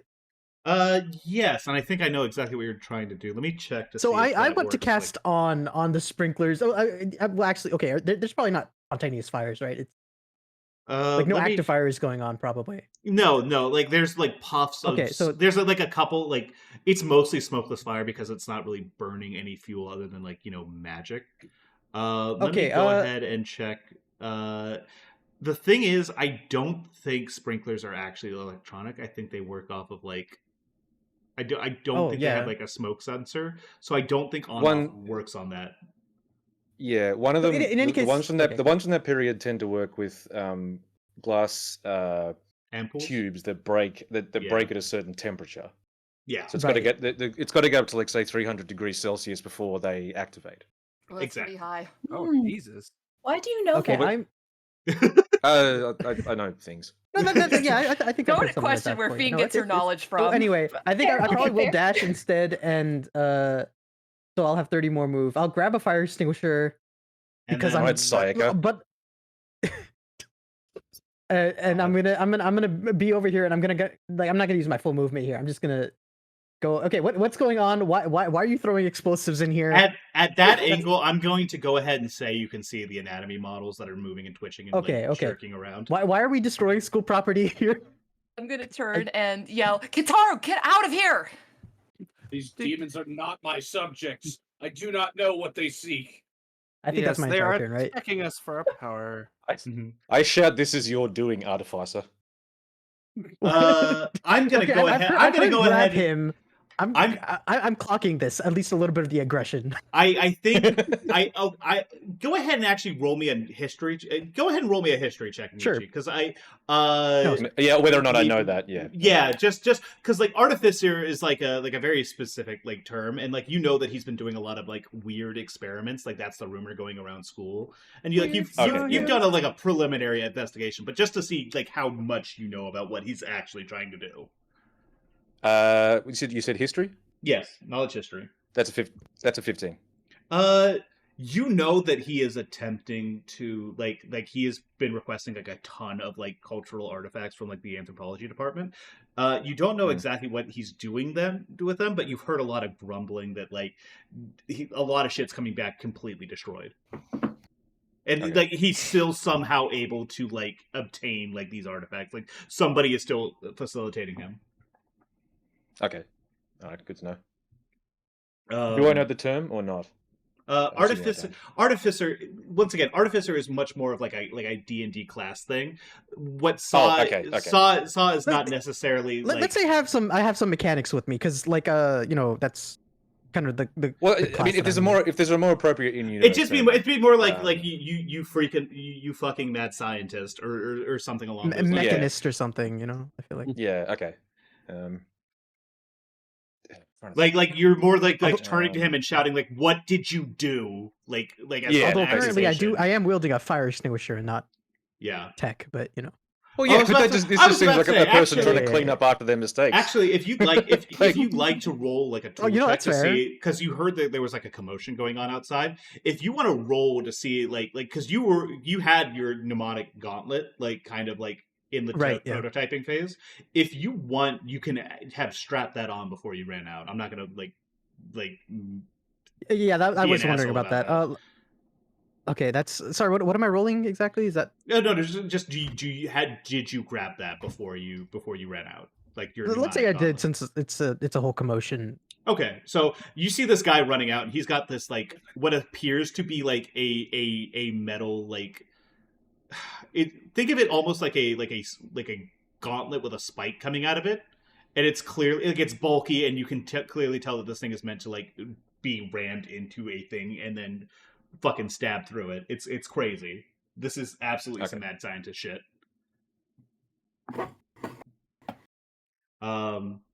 Anyway, so you do see that these things are like, and you do see that these things are twitching and animated and moving around. Okay, I'm aware something's up. Yes, very much so. So that's your turn. Connie, you're up. Michi, you're on deck. Mm-hmm. Oh, me, finally. Yes, Connie. All right. See what Connie does. Will I be able to absolutely get past Michi and you can move through allied units. You just can't move through spaces that are occupied by enemies. Are we allied right now?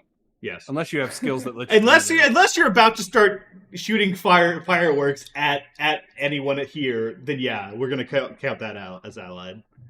Only if she's about to lose her rage. Connie will throw herself right in the middle there. Okay.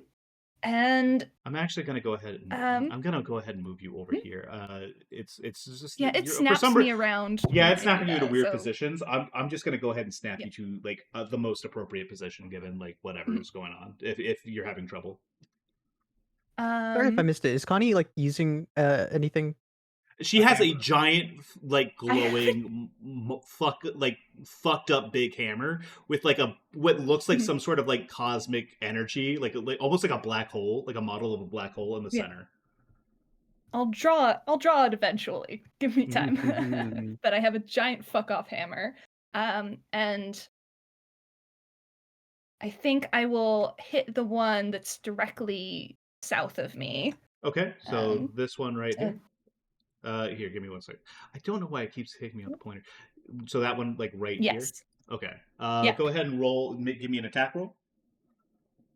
And so that'd be that's plus my strength modifier plus proficiency, right? Yes. Okay, so that is and actually a total of 20. You're raging. Give me 1 second. I mean that hits. Let me just check the rules for rage again. Rage gives additional damage, but not additional to hit. Yes, not additional to hit. Yep. Okay. Go ahead and roll me damage. All right. Oh, where's my other d6? Because 2d6. Mhm. All right. 5 and 6, 11 plus 2, 13 damage. 11 plus 2. That's your strength modifier. Plus it also adds your strength modifier. Oh, and my strength modifier. Okay, so then 15. Yep. You bring the hammer down on this thing's head, and it is like crushed all the way down to its pelvis. Like this thing is just like it just falls Dust. over, and like there's just hardly anything left of it. You have To ashes, completely destroyed it. dust to dust. I'm yelling over. Are you okay, freshman? Because like that's absurd. Sorry, was that to me? Yeah. That's at Connie because I'm Yeah. watching someone like destroy the floor in front of me, and I'm wondering. Oh, I don't think it Yeah, hits. I don't I'm think it good. goes This is all the my way job. down. Your job? Wait, what? Yeah, I can have a Kumachi job. Kumachi pokes his head That's- out. Cat's out. The bear's out of the bag, Connie. See, I knew there was something there. No, You I- stay I'm away. trying to You between the stay. backpack and stuffed the animals girl. from America. You stay the hell away from me, fucking vicious little like animal. Who does that? Who does that? I'm an adorable bear. He's very cute. It's true. What are you Uh, talking about? It's just a normal teddy bear. What am I see a moose? perceiving of the bear here?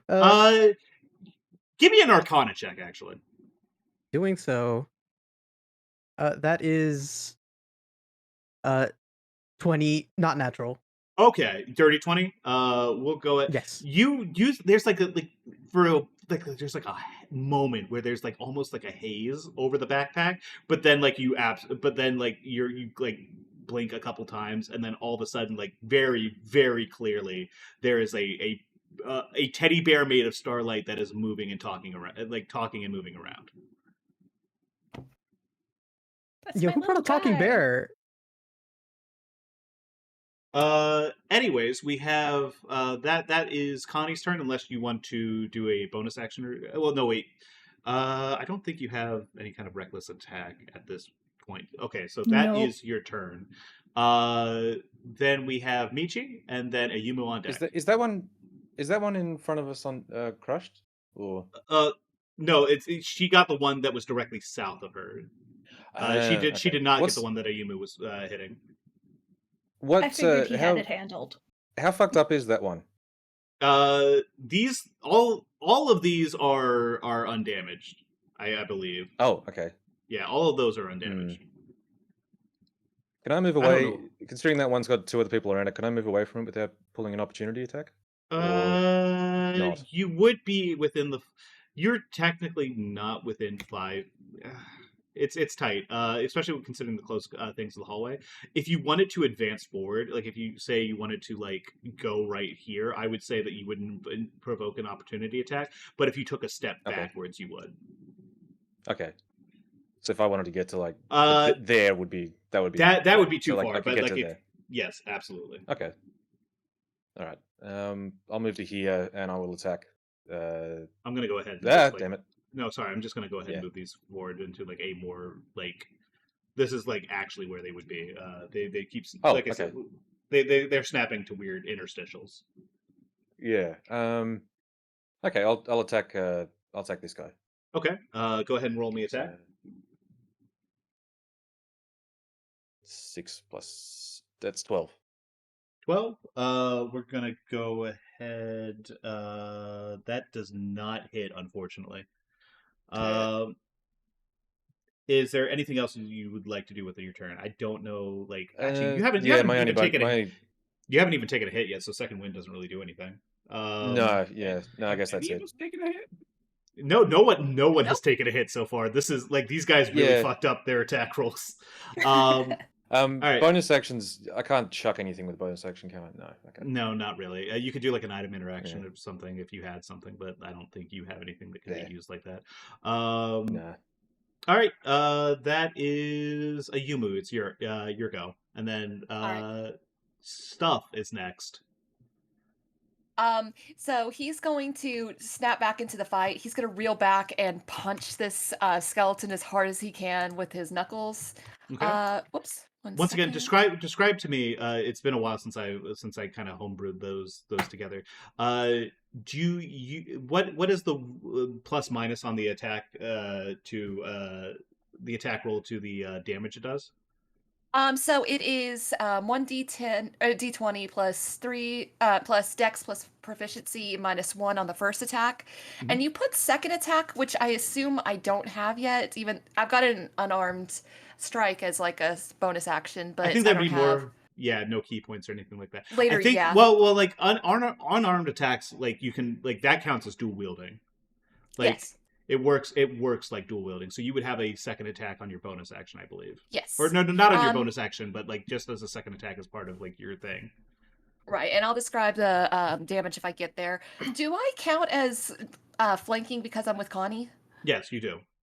Okay, sweet. So Yay. oh, it didn't. What? It didn't proc. Dang it. Why is Kintaro upside down? Yeah, why does that keep Kitaro's- happening? He's facing. just likes you it know, that I mean, way. do y'all not know? I don't. No. He's Why are you making him turn away? He's First, paying attention. first attack is Why? an But it looks 18. like he's looking right. I'm not gonna lie. It looks like he's looking right at the staircase. Like he's just intensely Yeah, listen, ignoring I what's thought going about on. this. That was an issue. Okay, He's trying his best. Oh no, okay, she's, let's look over this right she's now. speeding. Get down to Rolling the Michi Waitu Mademo. Incredible. Um, Okay, go ahead. Like, give me your attack roll. that was an 18. That hits. Go ahead and roll damage. Okay. And actually, The damage. Sorry, yeah, go ahead. go ahead. Roll your damage. Then we'll see what happens with the next one. If you Right. can do the same attack or whatnot. Damage is 1d6 plus 1d4 plus 2 is what you told me, or plus proficiency. Yes. Or no, it's Okay. 1d. Isn't it 1d4 at like level 1 for monks? I don't think your martial arts die has gone. Let me check really Well, quick. that's not an arm strike though. Well, hold on. Your martial arts die is your unarmed. Yeah, I see. you roll a 1d4 at first level. Okay, so it's just 1d4 plus proficiency. Gotcha. No, it's not plus. It's like finesse, so it'd be your dex mod or your strength mod, whichever is higher. Okay. All right. So that is 6 damage. 6 damage. Okay. Mhm. It reels back. It took like a nasty hit, but it's still coming pretty strong. Yeah, I imagine he like took out part of the jaw, and it's just like hanging by a hinge. Yeah. No, that's fine. It doesn't have a And bite I'm going to roll for unarmed strike, Okay. which is, if I remember correctly, it is 1d20 plus dex. Yep. Okay. And because I have, whoops. That is a dirty 20. That hits. Go ahead Okay. and roll 1d4 plus your dex mod or your strength Okay. mod, whichever is higher. Okay. That is going to be 5 damage. 5 damage. Dirty. It is like it's cracked. The plastic is like you can see it's actively starting to fall apart, and like stress cracks are forming all over this thing, but it is still up. Right, gotcha. That's going to be the end of my turn. Okay. As you end your turn, you guys feel that chill in the air intensifies, and it's to the point where even Tsuyoshi is feeling this. Like all of a sudden, it feels like your stomachs are sinking. Like there is, like hope is being extinguished. There is something truly, truly terrifying near, and from the wall, Can I? from around the wall, you hear a voice say, "Do you think I'm beautiful?" As a ghostly woman with long, stringy hair pokes her head through the wall, as you see just the most gruesome slit mouth you've ever seen, going up and up, forming this awful, macabre grin. "Do you think I'm beautiful?" Well, would you look at the time? Kumachi, I hate this. As you respond, it closes to you and makes an attack. It brandishes a pair of scissors. Does give me 1 second here. Let me see what the plus on. I'm familiar with this yokai, and I'm pretty sure the solution is to actually say, I have to go. You can throw candy also. Well, You're not supposed to say yes or no. You're supposed I to highly say, recommend I not gotta go. trying this well, because I feel like I- that might backfire. if you guys would want to, you guys can go ahead and roll either a knowledge, religion, or arcana check. Okay. To see if you Okay. can get anything out of like this thing's appearance. When you say knowledge, you mean 7. history, right? No, knowledge, religion. That's a 12. 12. Okay. It's just the religion skill, right? Okay, Religion. just skill. religion, I Sorry, see. sorry. I'm. Which is- Okay, I ran at The 17. knowledge skills are gone. Detdet. Yeah, see. sorry. Roll me a religion check. And I just fine, learned yeah. about this Only yokai 4. like recently. What Are was you that, saying everyone? if you're trained in it, Detdet? No, not if you're trained. Just make me a roll. Oh. So what is it? Who's got the highest? What was the highest roll? 17, 17. Probably, I feel like. 17 right here. Okay. Ayumu, you and Kitaro realize that this is a Kuchiki Onna, a cutting woman. This woman is it's going to ask as part of its thing. It's going to ask, "Am I beautiful?" And if you reply yes or no, it's going to go after you. You said Ayamu in there. I got a 4. Oh, never mind. Right. Only Kitaro knows this. Never mind. I got Right, a, I'm got a yelling, don't 12. answer it. It's a ghost. Oh. oh, I didn't. would- I didn't say yes or no. I said I have to go. Well, you were just the closest. It No, was no, it it's was fine. one of the it was Able one to of those things where it's like target closest otherwise. No, it's fine. I need to take damage. Okay, we're going to go ahead and roll an attack. That is a dirty 20. Oh Give god. me 1 second here to roll damage. Can I ask, would Junko also have been able to make that Uh, check? Oh yes, absolutely. I just know it takes. No, I'm sure human she's got good roll. religion too. Oh wait, Sorry, what was that human? she said she rolled poorly, but I'm also like, you have to have a good Oh. modifier. I feel like. Yeah, but like I said, if Yeah. it's not, Why? if Because it's she's a not, cleric. yes, Yes. Yeah. yes. Anyways, Liger, you It take is. you take 8 points of damage as it produces its scissors and Ah, it jeez. gores you in the face. Ouch! Mm. Ouch! That brings me down to 1. Ooh. The blood drips from like the scar, the wounds that have opened up in your face as you gasp in pain. And this thing like brings the scissors up to its lips and then licks the blood from the scissors. Fucked up. It's a free. The, Oof. I the hate to do. expression on. Sorry. I hate to do this, but I have to call it. I Oh. gotta go. Oh, Please, Oh, yeah, you're go fine. ahead. Go ahead. At this moment. Yeah, Have a no, good that's night, no, that's a good ending. Let's no. call This it is a that. this is a good Oh, cliffhanger. sorry. We'll go ahead and stop here. Yay. I've got everything's HP marked down, and we should be good to go. As We'll we go ahead. fade to black, the last thing you see is the character on. No, that face. works breaks. perfectly well. Oh yeah. He starts to have genuine fear in his eye. And then a thing comes up that's like to be continued, just like JoJo. Exactly. Dun, Perfect. dun, Perfect. Da-da-dun-dun, Thank you guys. dun-dun-dun. Thank you guys for joining us. Fiend, go ahead. Thank You go ahead on head on out. Don't need to stick Okay, away. thank I'm you. just Good gonna night, do Fiend. like Yeah, say see you, goodbye. Fiend. See ya. Bye, Thank you guys. for coming on, Have a great- guys. Night Fiend. Have a Thank you, good Dettet. rest This of was your cool. day. Yeah, This is no, I'm glad. great. I'm glad everyone's having a good time. Thank you guys for coming. This has Good been the time. first. This has been the first episode of Tokyo 1999, and the first episode of Detdet and Dragons. Please enjoy. We're going to try to get this going again here whenever we get a chance. With 7 people and like a couple different time zones to manage, it's going to be a little bit tricky. But I think that we're going to be able to make it happen.